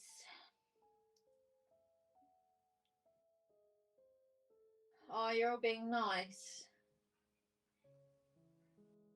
You're all being nice. Don't do that. Don't. Stop that. Please, I do not like to be perceived. Yes.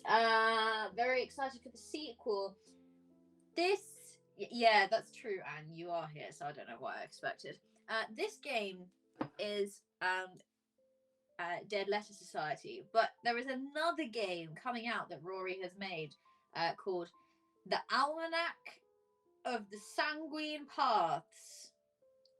Of Sanguine Paths, not of the, sorry, of Sanguine Paths, which is similar vibes but werewolves, and I am super pumped. I'm super pumped for that game. I backed it. You can go and check it out on the itch.io page that occasionally my Moobot keeps pushing at you all.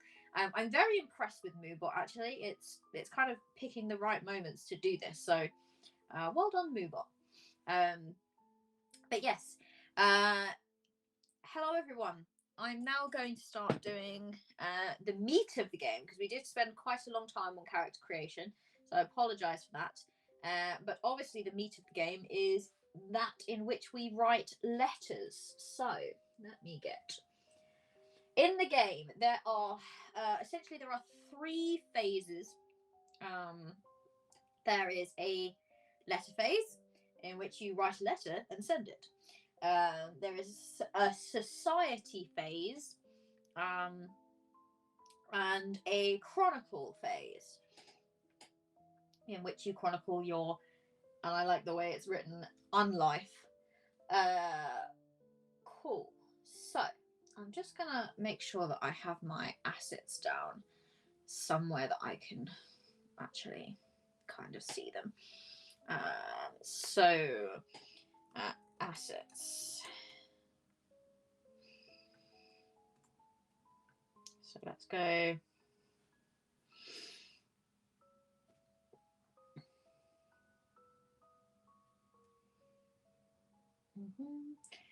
Item, that's going to be my locket, isn't it? My locket with a picture missing.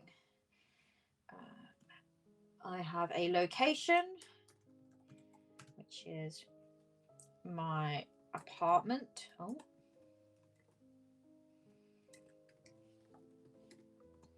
Or Ethan's apartment, I should say. I have an actor in my room, which is Ethan himself. And this is who's missing. So this is what the Dead Letter Society know. That's the hold they have on me. They know where Ethan is. The scar I have is fear of automobiles.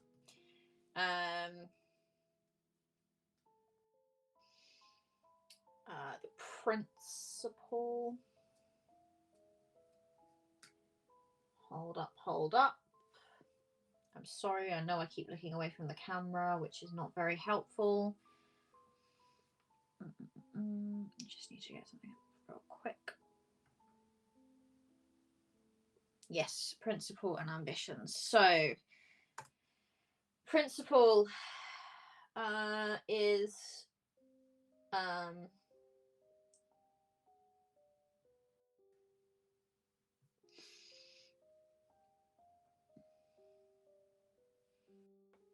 that's my belief.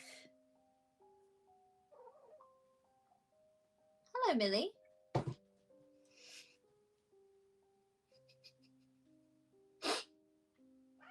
Yes, thank you.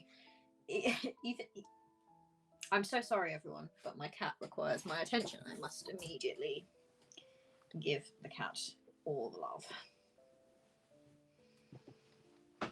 Is this my familiar? Come here, Millie. Millie, Mill. Don't you be getting all indecisive on me now. I have things to do, you know.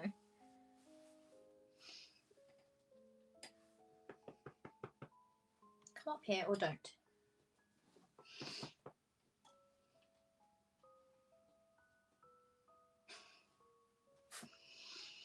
Millie is doing very well. Okay, you're sailing there. Fine. Millie is doing very well.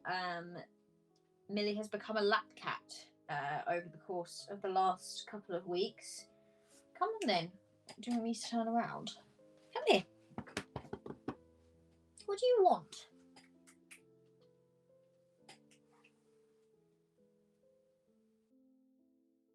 I'm so sorry, everyone. I'm very aware that I'm getting very distracted right now. Are you coming up or not? No idea what you're doing, you. Yeah, Millie's doing all right. Very lap cat right now. Especially because I think it's getting a bit colder in the UK. And so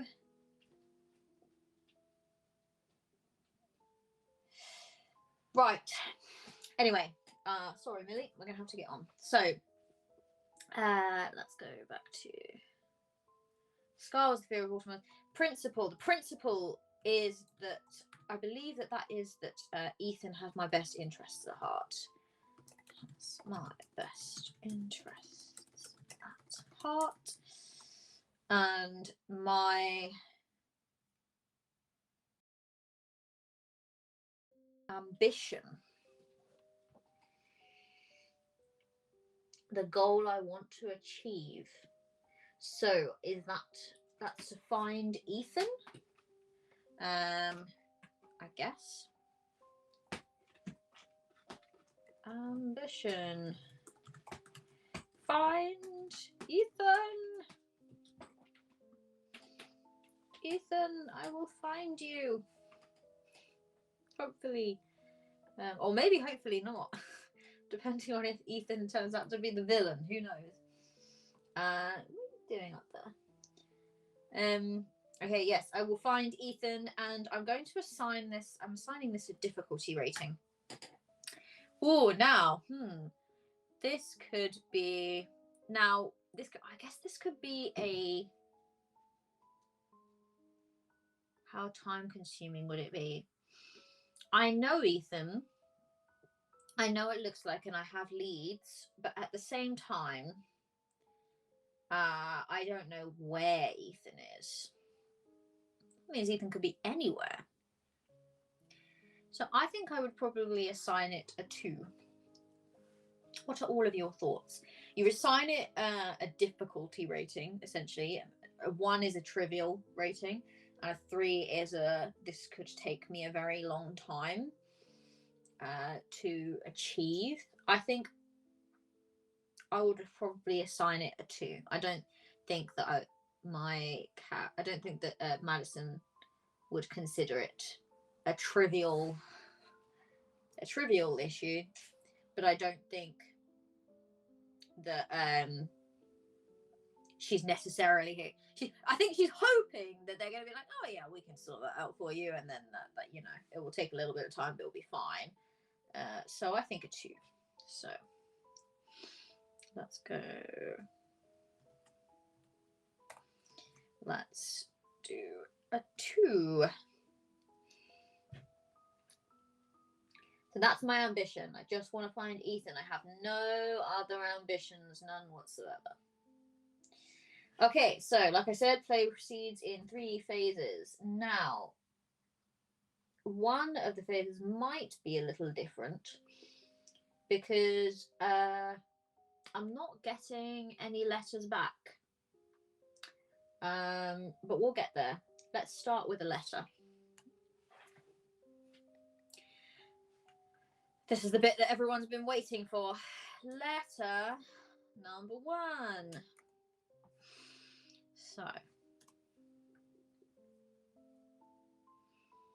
I would say that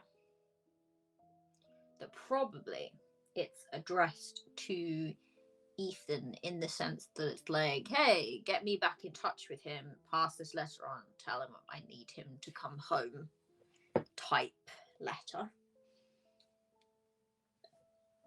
So you start off in the letter phase, and this is where you draft a letter from your vampire. Obviously the game is kind of run on letters, so you write about topics you care about, what you want to explore further. You can introduce experiences from your journal, which that comes a bit later. We haven't journaled anything yet. Past letters or inspiration that strikes you in the moment. The only rule is that the letters are the story. Your letter can take any form, from a carefully drafted piece of penmanship to a scrawled web of notes crammed in an envelope. Write as your vampire would. When your letter is ready, send it. Okay, so ask questions of your fellow vampire. Ask opinions. Share your interests. Okay, obviously a lot of the letter writing advice in there is for if you're playing two players. But I think I will start off by writing a letter to Ethan, asking him to come home. And I think that my poor vampire she's trying really hard because she believes in Ethan and she thinks that Ethan has best interests at heart. So obviously he's gone away, but he's not gone away, right? He's coming back. But she wants to let him know that she's missing him. She's getting a little hungry. And she would quite like to at least know where he is, really, because he was quite secretive and he sort of took off without really telling her where he was going or what he was doing. So this is the bit where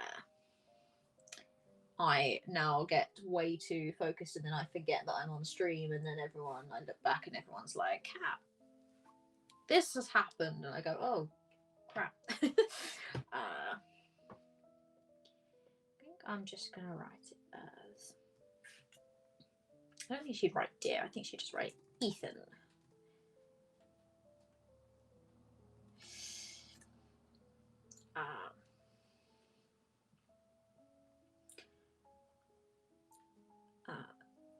Let me start by saying I know I am not supposed to go through your stuff.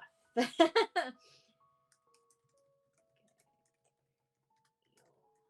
stuff. And normally I wouldn't.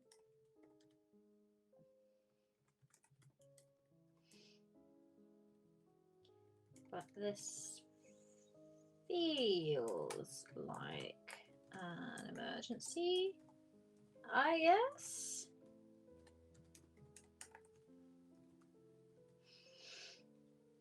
I mean, I feel like I'm writing this as like a, it's like almost like an email. I don't know, it's not quite like it's not a very like posh, I don't envisage it being like a posh letter. I think it's like a sort of a stream of consciousness, really, in an attempt to sound calm and reasonable in a situation in which Madison is not feeling calm and reasonable. At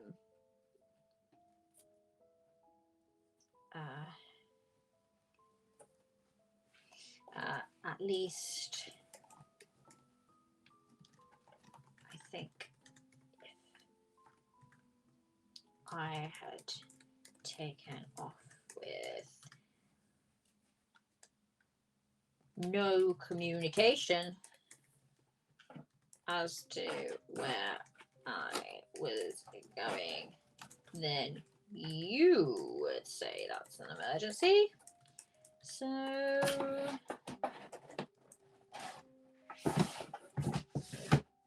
yeah. Yeah. Right. I think so. I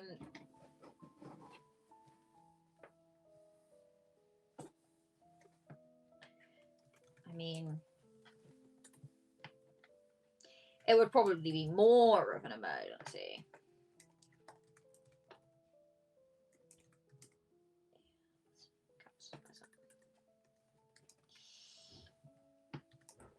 Emergency because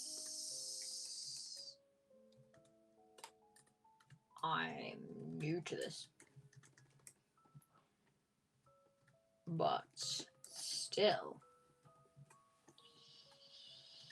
this is not like you.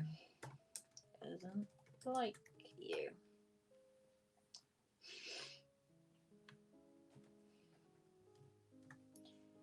So when I found all that stuff about secret society, I thought, who better to ask?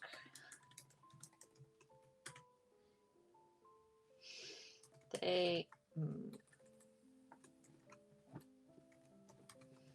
must know you are, right? Anyway.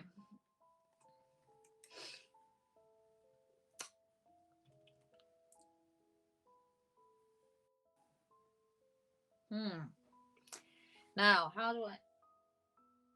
I'm so sorry. I just looked across to my left and my cat has got into a box. Like, fully just climbed into the box. It's just peeking out. And it's super cute. See? Oh.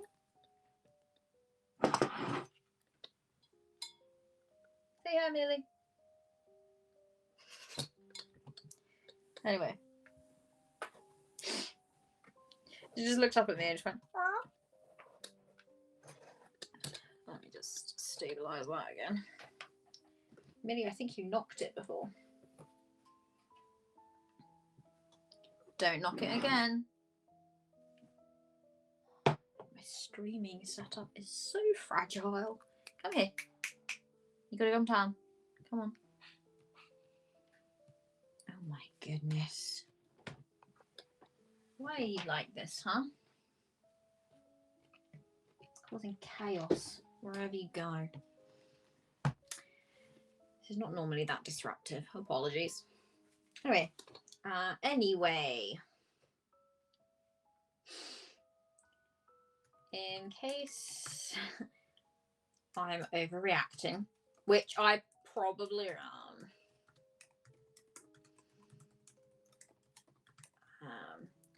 I guess this is also me saying that I'm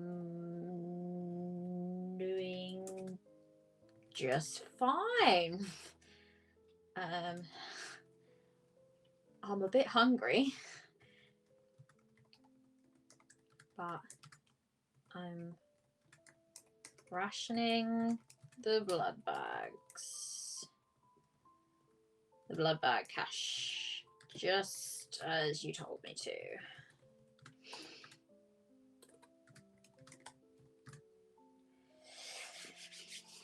Not me, not my character running out of food.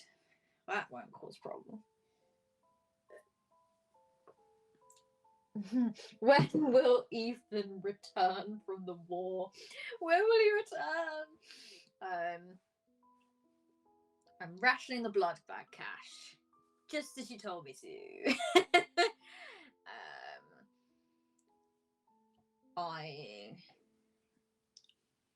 I think you'd be proud.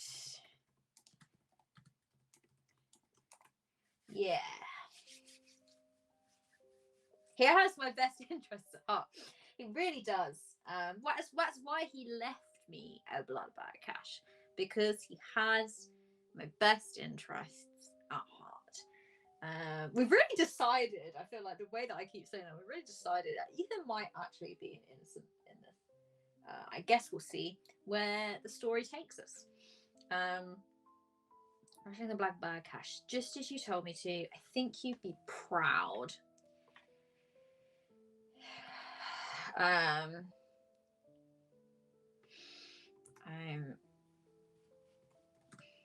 also making sure to keep all the precautions you set in check. I'm not answering the door. No, not me. I'm keeping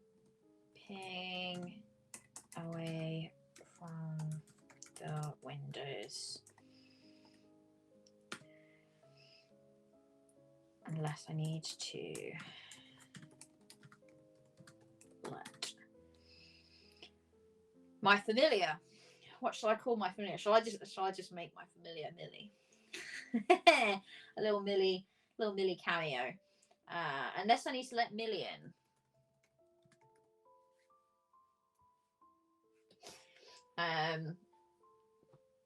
Keeping away from the windows unless I need to let Millie in.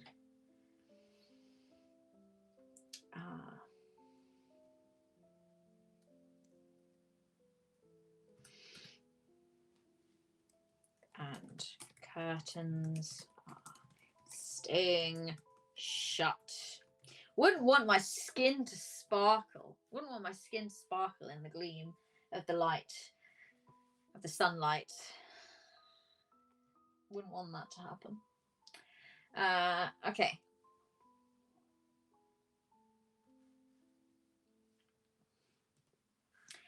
Let me start by saying I'm not supposed to go through stuff. Okay, yes. So I think, what else would she? I guess she would probably ask.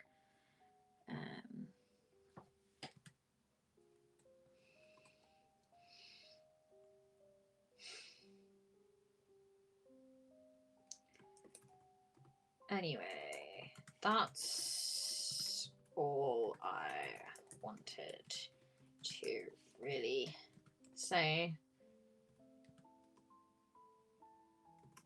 I guess I'm just wondering where you are.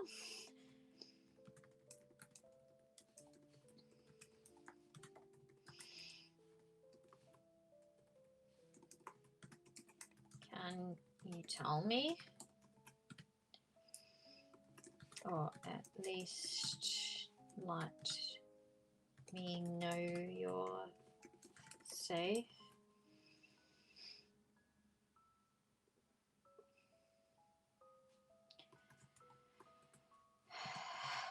I'll be honest. I'm worrying just a tad.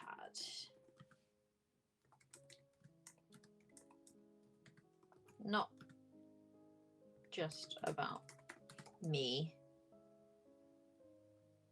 and what happens if I run out of supplies. I'm worrying about you.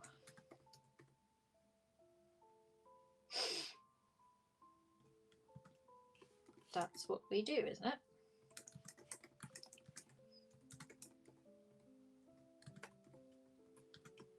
Worry about each other. Take care of each other.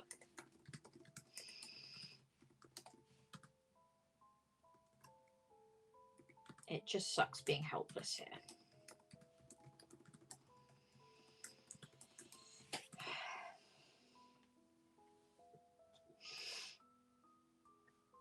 Also, who is this?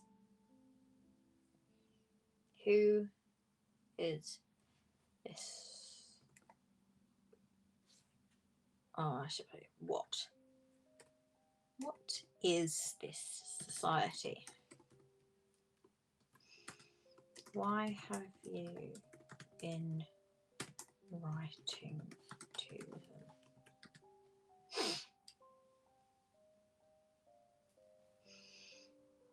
You've never mentioned them before.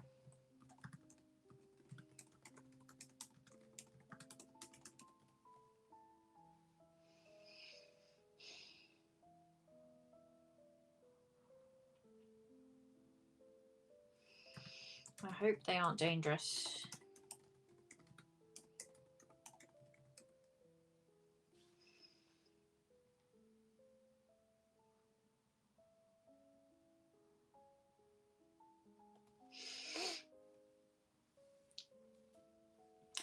I feel like that's all she'd really want to say.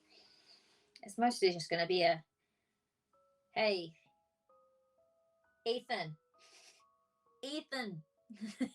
come home, Ethan. Come home soon, and you better bring me a present.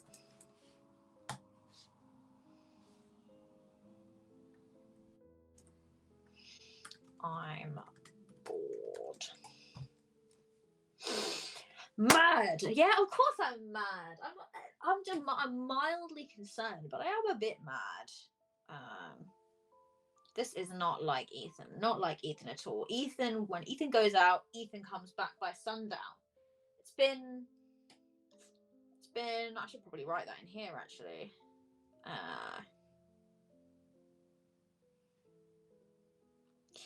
It's been 3 days. That's not really that long, is it?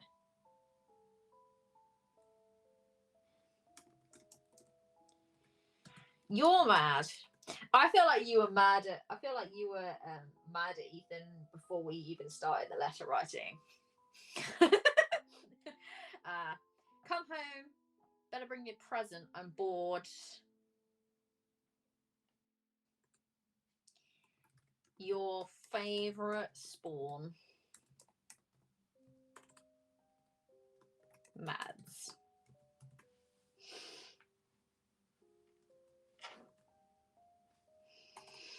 All right. So that concludes our first letter out. And most likely, I guess actually I've been thinking about how the Dead Letter Society might have a hold. Most likely, they're a secret society, and I found out the secret, so that might have inadvertently put Ethan in danger by getting in touch with them and saying, "Oh, hey, I know your secret. Can you help me find this person that left all this stuff lying around for me to find?" Might have done that. Oops. Sorry. Not sorry. Okay. So, next up, we hit what is called the society phase. So after I have sent my letter, I get to interact with the Dead Letter Society. I draw a card from the major arcana and make a note of the card and resolve its prompt and asset developments. I journal as much as I like about this, weaving the society's impact into my unlife. I do not return that card to the deck. So fairly simple phase. So I have my tarot here, and I am going to draw a card, which is going to be, oh, they are stuck together. That's not good. This one. What is it? The Hermit. Oh, that feels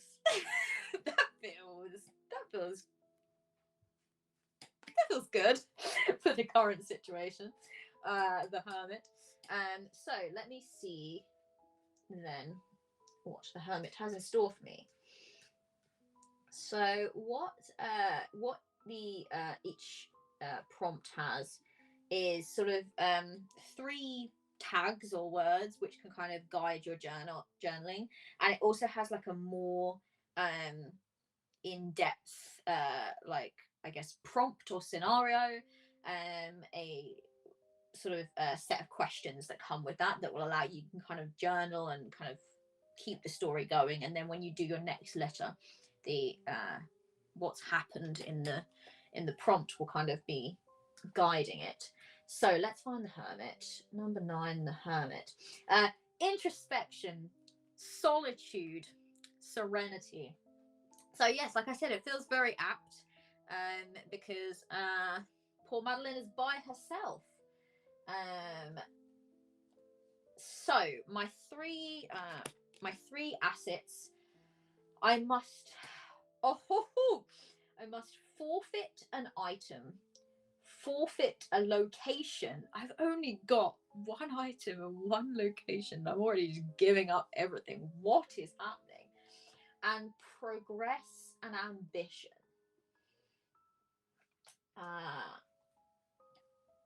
And then their kind of idea for what you might think about is, does the society read everything that passes through their hands? Is anything truly anonymous? I'm going to go ahead and say no. Do they know you better than you know yourself? Your head swirls with questions triggered by an innocent enough query. A young child. Ooh, this is good. A young child, wide-eyed and wild-haired, tugging at your sleeve to ask you about the last thing you wrote. Coincidence? Warning? You retreat to mull this over and decide on your course of action. No matter what, there's only one way to get your message to your companion, the society. What will you do? Well, this feels very apt, doesn't it? This feels good. So forfeit an item, forfeit a location. So then, do I lose these things? Oh no, do I not have a home anymore? Oh my goodness, what if the apartment block is set on fire and I have to get out?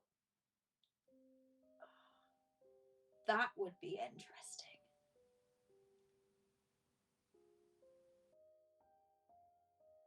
That would be really interesting. What am I going to do? Oh my goodness. I'm just gonna live on the street.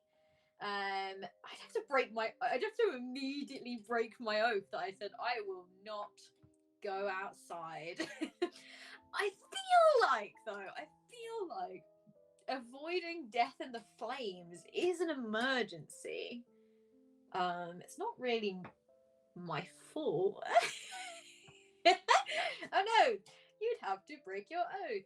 You sound like you really mean that. All right, so I think seeing as I have to lose an item and lose forfeit my location, as it were, I think that there is a fire or something terrible happens to the apartment. Let's go with a fire. And it may or may not be.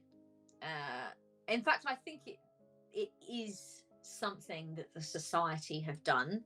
Perhaps they have read my letter and they have realized that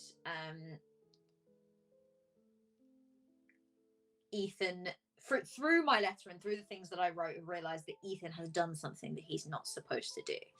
And that perhaps there is some confidential information or something within his apartment that is not supposed to be there, that I might find, being an inquisitive type, clearly. So they've decided to take matters into their own hands and have set my home on fire. So let's just journal about that real quick. So I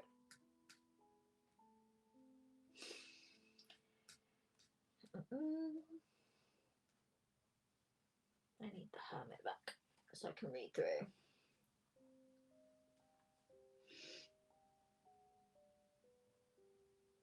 Does society read a resonant positive? Yeah, so I got the Hermit. The Hermit.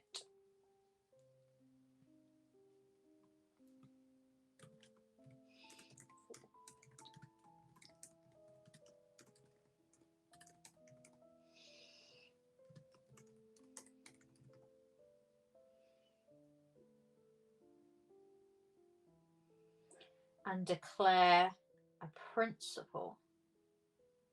No, progress and ambition, sorry. Progress and ambition. So currently my ambition is to find Ethan. So in some way this fire helps me to achieve that goal.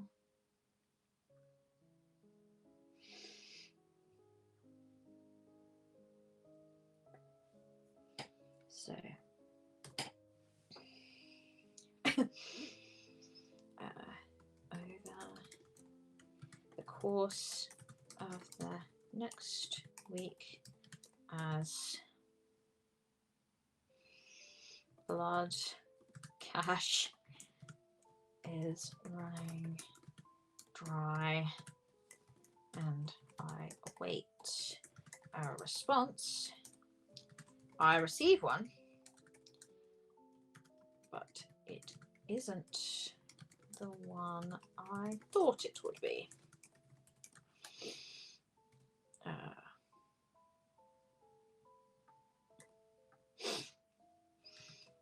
I wake to thick black smoke and an intense heat.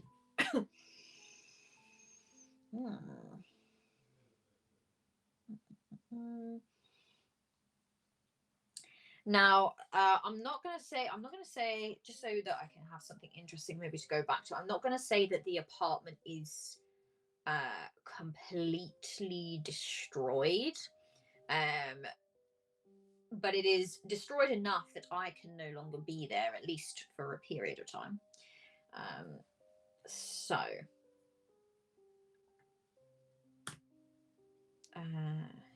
the apartment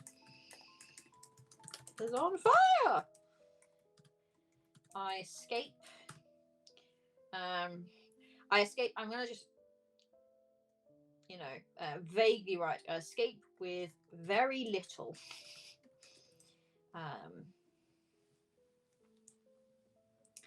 And I think probably the most upsetting thing is not only is everything that Ethan and I have built together is kind of destroyed or at least damaged. Also, my mother's locket is missing. It would have been one of the first things I'd have tried to grab, of course, but it was not where I'd normally left it, and I had to leave before I could look for it properly. So my mother's locket is missing. This is not leaving me with very many assets. I think I'm going to have to try to get some more. Oh well, still got my scars. Still got my trauma. All right. Yeah. It does, however, help me. It does help me to progress an ambition. So I suppose what probably happens is while I am watching my life, or what my unlife, I suppose, go up in flames, I am approached by a shadowy figure. It could be a child, or at least someone unexpected, who essentially implies that the fire was not an accident, and that they sort of represent an organization that is always watching, and that I should, if I don't want to go up in flames, I should probably leave well enough alone and forget Ethan and forget my life here. So let's write that down.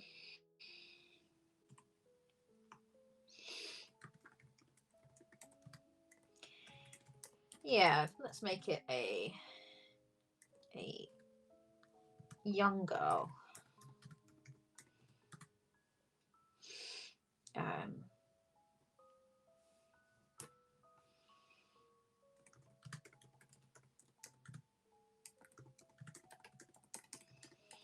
Represents the interests of the society that I wrote to in order to find Ethan.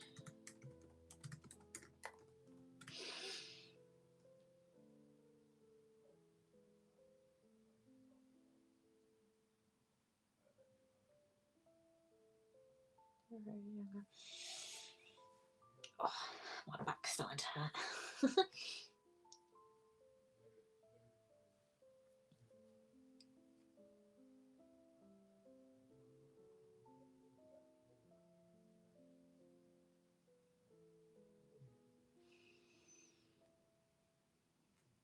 How's everyone doing in chat?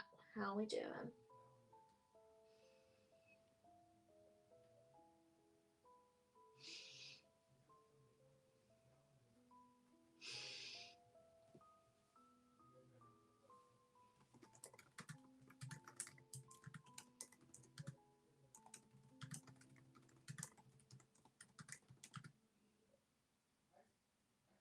And swear to uphold the society's values and secrecy.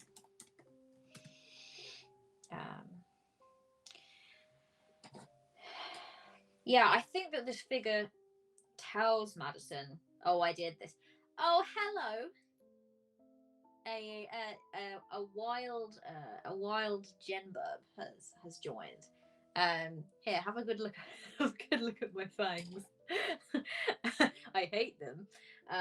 They are making my gums hurt a little bit, but they do make me look like a vampire. So there is that. Their fangs. And you'll be devastated to know you miss Millie again. Oh, that was actually, I don't know if you heard that. That was my neck. I think my spine is not okay. Cool. Well, Jen, yes, the good old Turkey Day. You're here to cause chaos. Chaos has already ensued. There has been a fire. My beloved, my good friend Ethan has gone missing. There's been a fire.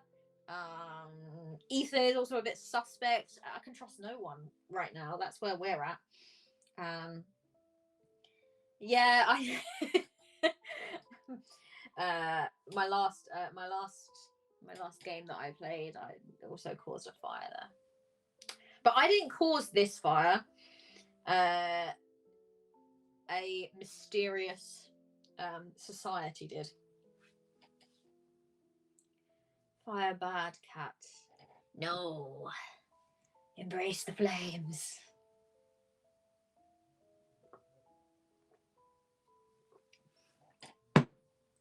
A mysterious society that may or may not have my only friend in the whole wide world. Oh no, what have I done?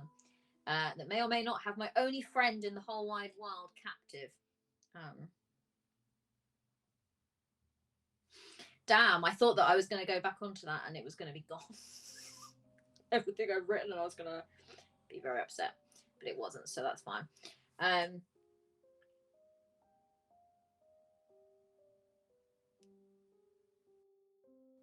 Oh, wow. I hope that you are having a good Turkey Day. I know it's a bit difficult. And lots of family things. I get a bit around that kind of thing too. But I hope this few minutes of reprieve has served you well. I'm probably going to get to the end of this phase, and then what time are we at? I'll see how I feel, because I am starting to feel ever slightly some pain, so I might have to make this a 2-part series, but we will see. This was really only supposed to be like a kind of like dip in, so I can kind of just show you how it works, and then I can kind of you know, continue in my own time. But I would like to know if you would want me to continue this on stream. My goal with these solo streams is always just to kind of show you a little glimpse of the game. Maybe what I can do instead is like blog the rest of the story rather than streaming everything. So I could finish up here, and then the rest of the story I could actually just blog it. I've already broken my oath. So cool. So the secret society told me that essentially told me, but in, you know, like that mysterious way that secret societies do, where they try not to tell you that it was them, but they imply it to the point that you know it was them, and they know that you know, and it's just like, why are we just not just speaking candidly to each other? But essentially implied that they had set the fire,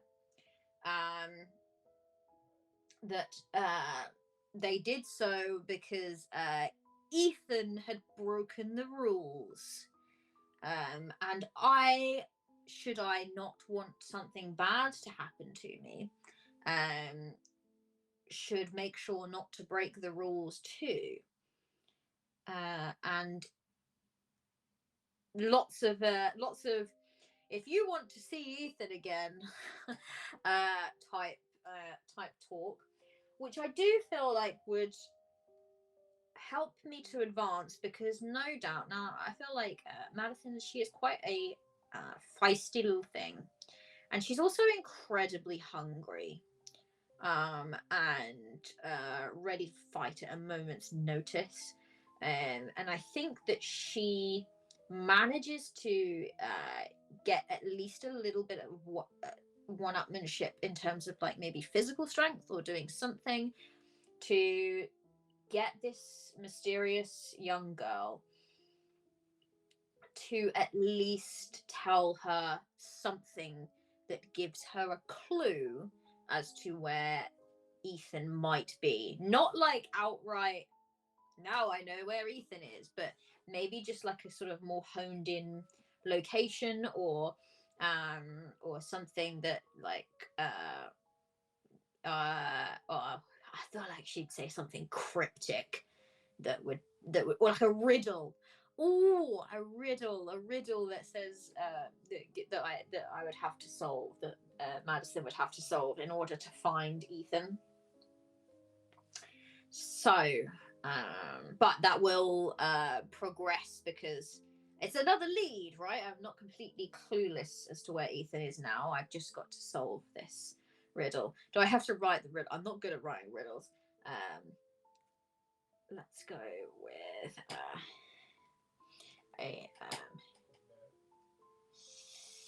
despite losing my home and my most treasured possession,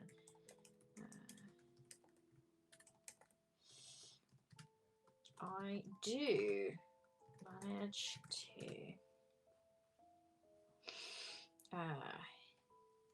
get some cryptic answers that will help lead me to Ethan or at least find out what happened to him.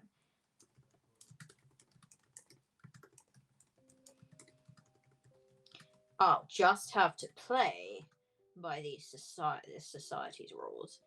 Have to play rules. Okay.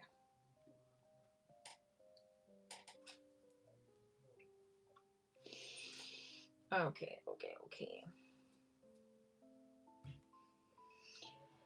They never reply. In this variant, you play as a single vampire who never receives a letter in response. So I never receive a letter in response from Ethan. Write a journal entry about how you feel each time you don't receive a response. What has happened to them? Will they ever write back? Are they even receiving your letters?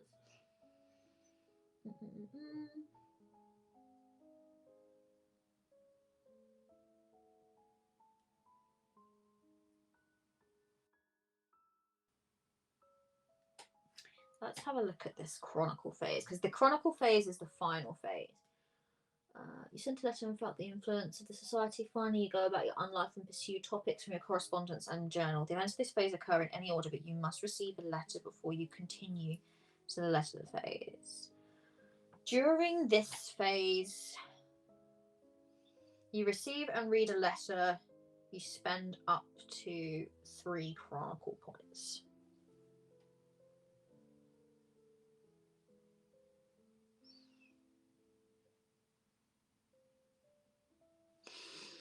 Okay, so let's say I draw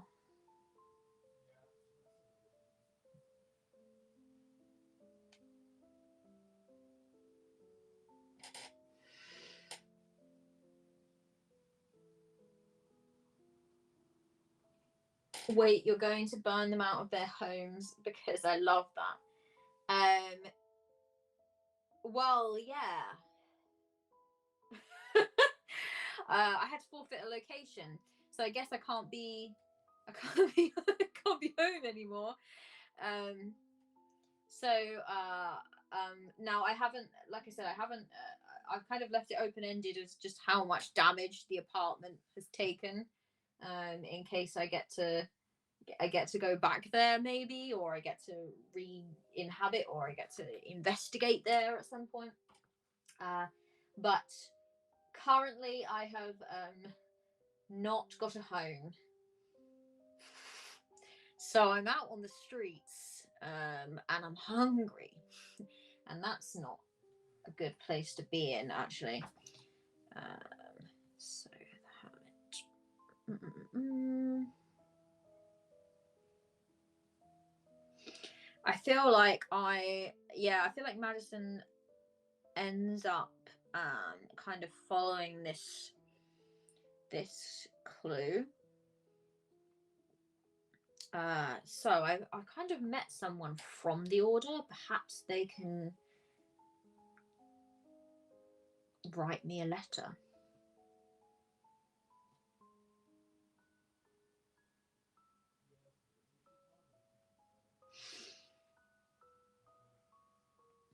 Or perhaps I will just write Ethan another letter saying, I have some clues, here's what I'm going to do, and I'm up against the order now. So what I'm going to do, I'm going to write one more, journal entry, because I don't think I'm receiving a letter just yet. I'm going to write a journal entry that basically kind of gives an indication into Madeline's mindset, and how she is coping with being out and having to try to avoid humans and finding a place to kind of shelter, and try to figure out this mystery. And then I'm going to end it there. You've got a little bit, you've kind of seen a little bit of everything then of how the game works. I think what I will probably end up doing, and I'm not going to hold myself to this because I might decide, I want to stream the rest of this, but I think I will probably end up blogging the remainder of the story, and that's probably how I'll end up doing these. But I'm in a little bit of pain, so I will for now write this journal entry. So, no letter received.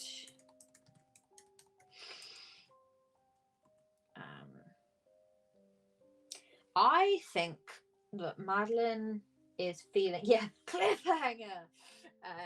Madeline is feeling,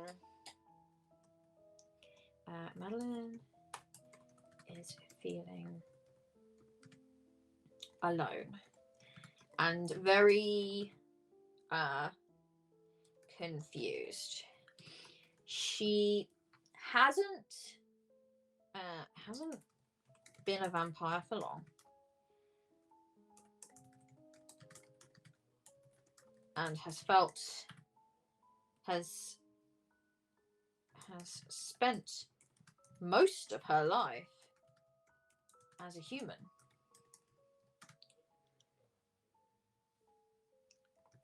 And yet she doesn't feel any connection to the human world or its inhabitants. All she has known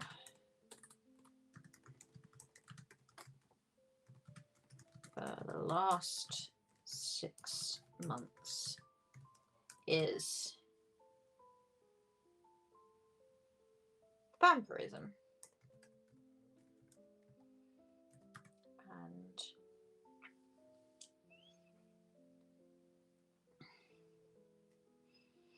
And so she tries to uphold Ethan's instructions to the best of her ability.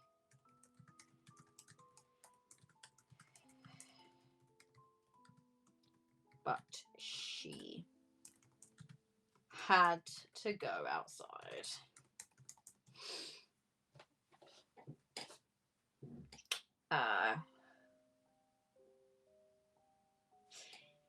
Ethan won't be mad that she had to leave in a fire.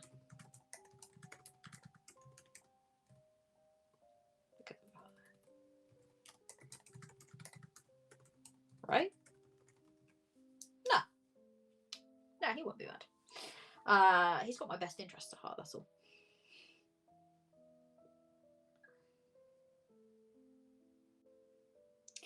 I think that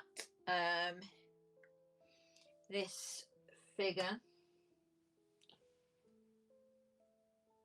whether they meant to or not in their cryptic clue giving, did give Madeline some kind of lead.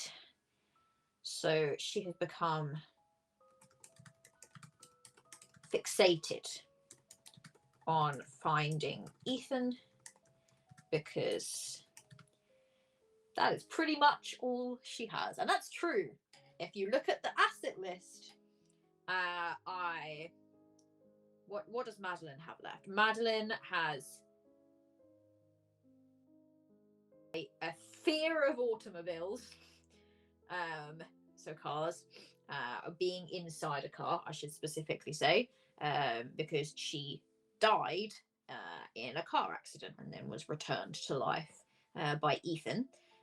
She has the unwavering principle that Ethan has her best interests at heart, and she has the ambition to find Ethan, and that's all that she has right now. So I feel like she's in a pretty obsessive, fixated place of avoiding humanity, and that means avoiding cars. She's doing a lot of walking, and she is fixated on hoping to find Ethan, because she doesn't feel that she fits in the human world anymore. Even though she's only been gone from it really for about half a year, but she doesn't feel like she fits in there anymore. She feels like she could be dangerous to the humans. So she's no longer fitting in. Equally, she is she doesn't really fit in the vampire world yet. She has no one in the vampire world, no connections or friends really or anything like that except Ethan, because he has kept her pretty isolated. So she doesn't have any roots but him, so she's got to go find him. I'm fixated on finding Ethan because she has very little else. She cannot go to the humans. She is dangerous to them, especially in a hungry and newly state. She also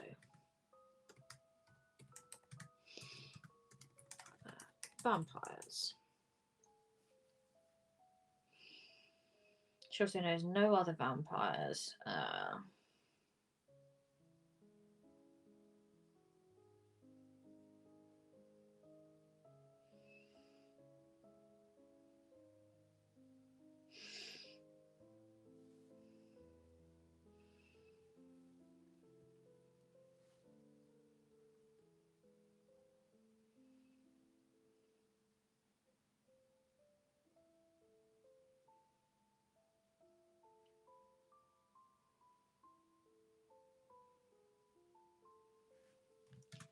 She is alone. That's very sad, isn't it? It's a cliffhanger and a half. There's been a fire, and then she's just by herself. Cool. How are we doing? I think I'm gonna leave it there. I've been streaming now for about 3 hours ish. So yeah, Maddie's not so good. Very bad day. She is having a bad day. And hopefully I'm gonna think on it. I might pick this up again in another stream because this was really fun. I enjoyed streaming it, and I know that now I've kind of left you all on a cliffhanger, so I do apologize for that. I'll have a think on it. If not, I will certainly find a way of uploading the conclusion to Madeline's story, and it can be read instead, because I did also really like the idea of doing that. So I'll have a really good think. But yeah, it was really fun hanging out with all of you. Thank you for saying so, Anne. I really appreciated having you here. I really appreciated having you here, Steph. And thank you for dropping in, Rory and Emma and all of the other wonderful people that came along. This was really cool. I want to do more of these and play more games, like especially solo games. I find them really, really intriguing, and just really cool to run. So, yeah. I'm a head off now. Maybe eat a little bit more food. Get these blasted teeth off of me. And I'm really glad that you enjoyed it, Rory. I'm sorry that I've cut it a little bit short. I really wanted to show a little bit more gameplay than this, so I feel like I might have to do a part 2, or at the very least, like I said, I will blog and kind of lay out the exact step by step of how I did everything and all of that, because this was really cool. And I'd love you all to see a confusion. I need to go. I'm getting my words are starting to come out wrong. I'd love you all to see a conclusion. So yeah, cool. I will head off, and I hope you all have a wonderful morning, afternoon, very early morning for Anne, afternoon, evening, night, and see you again soon. Cheerio.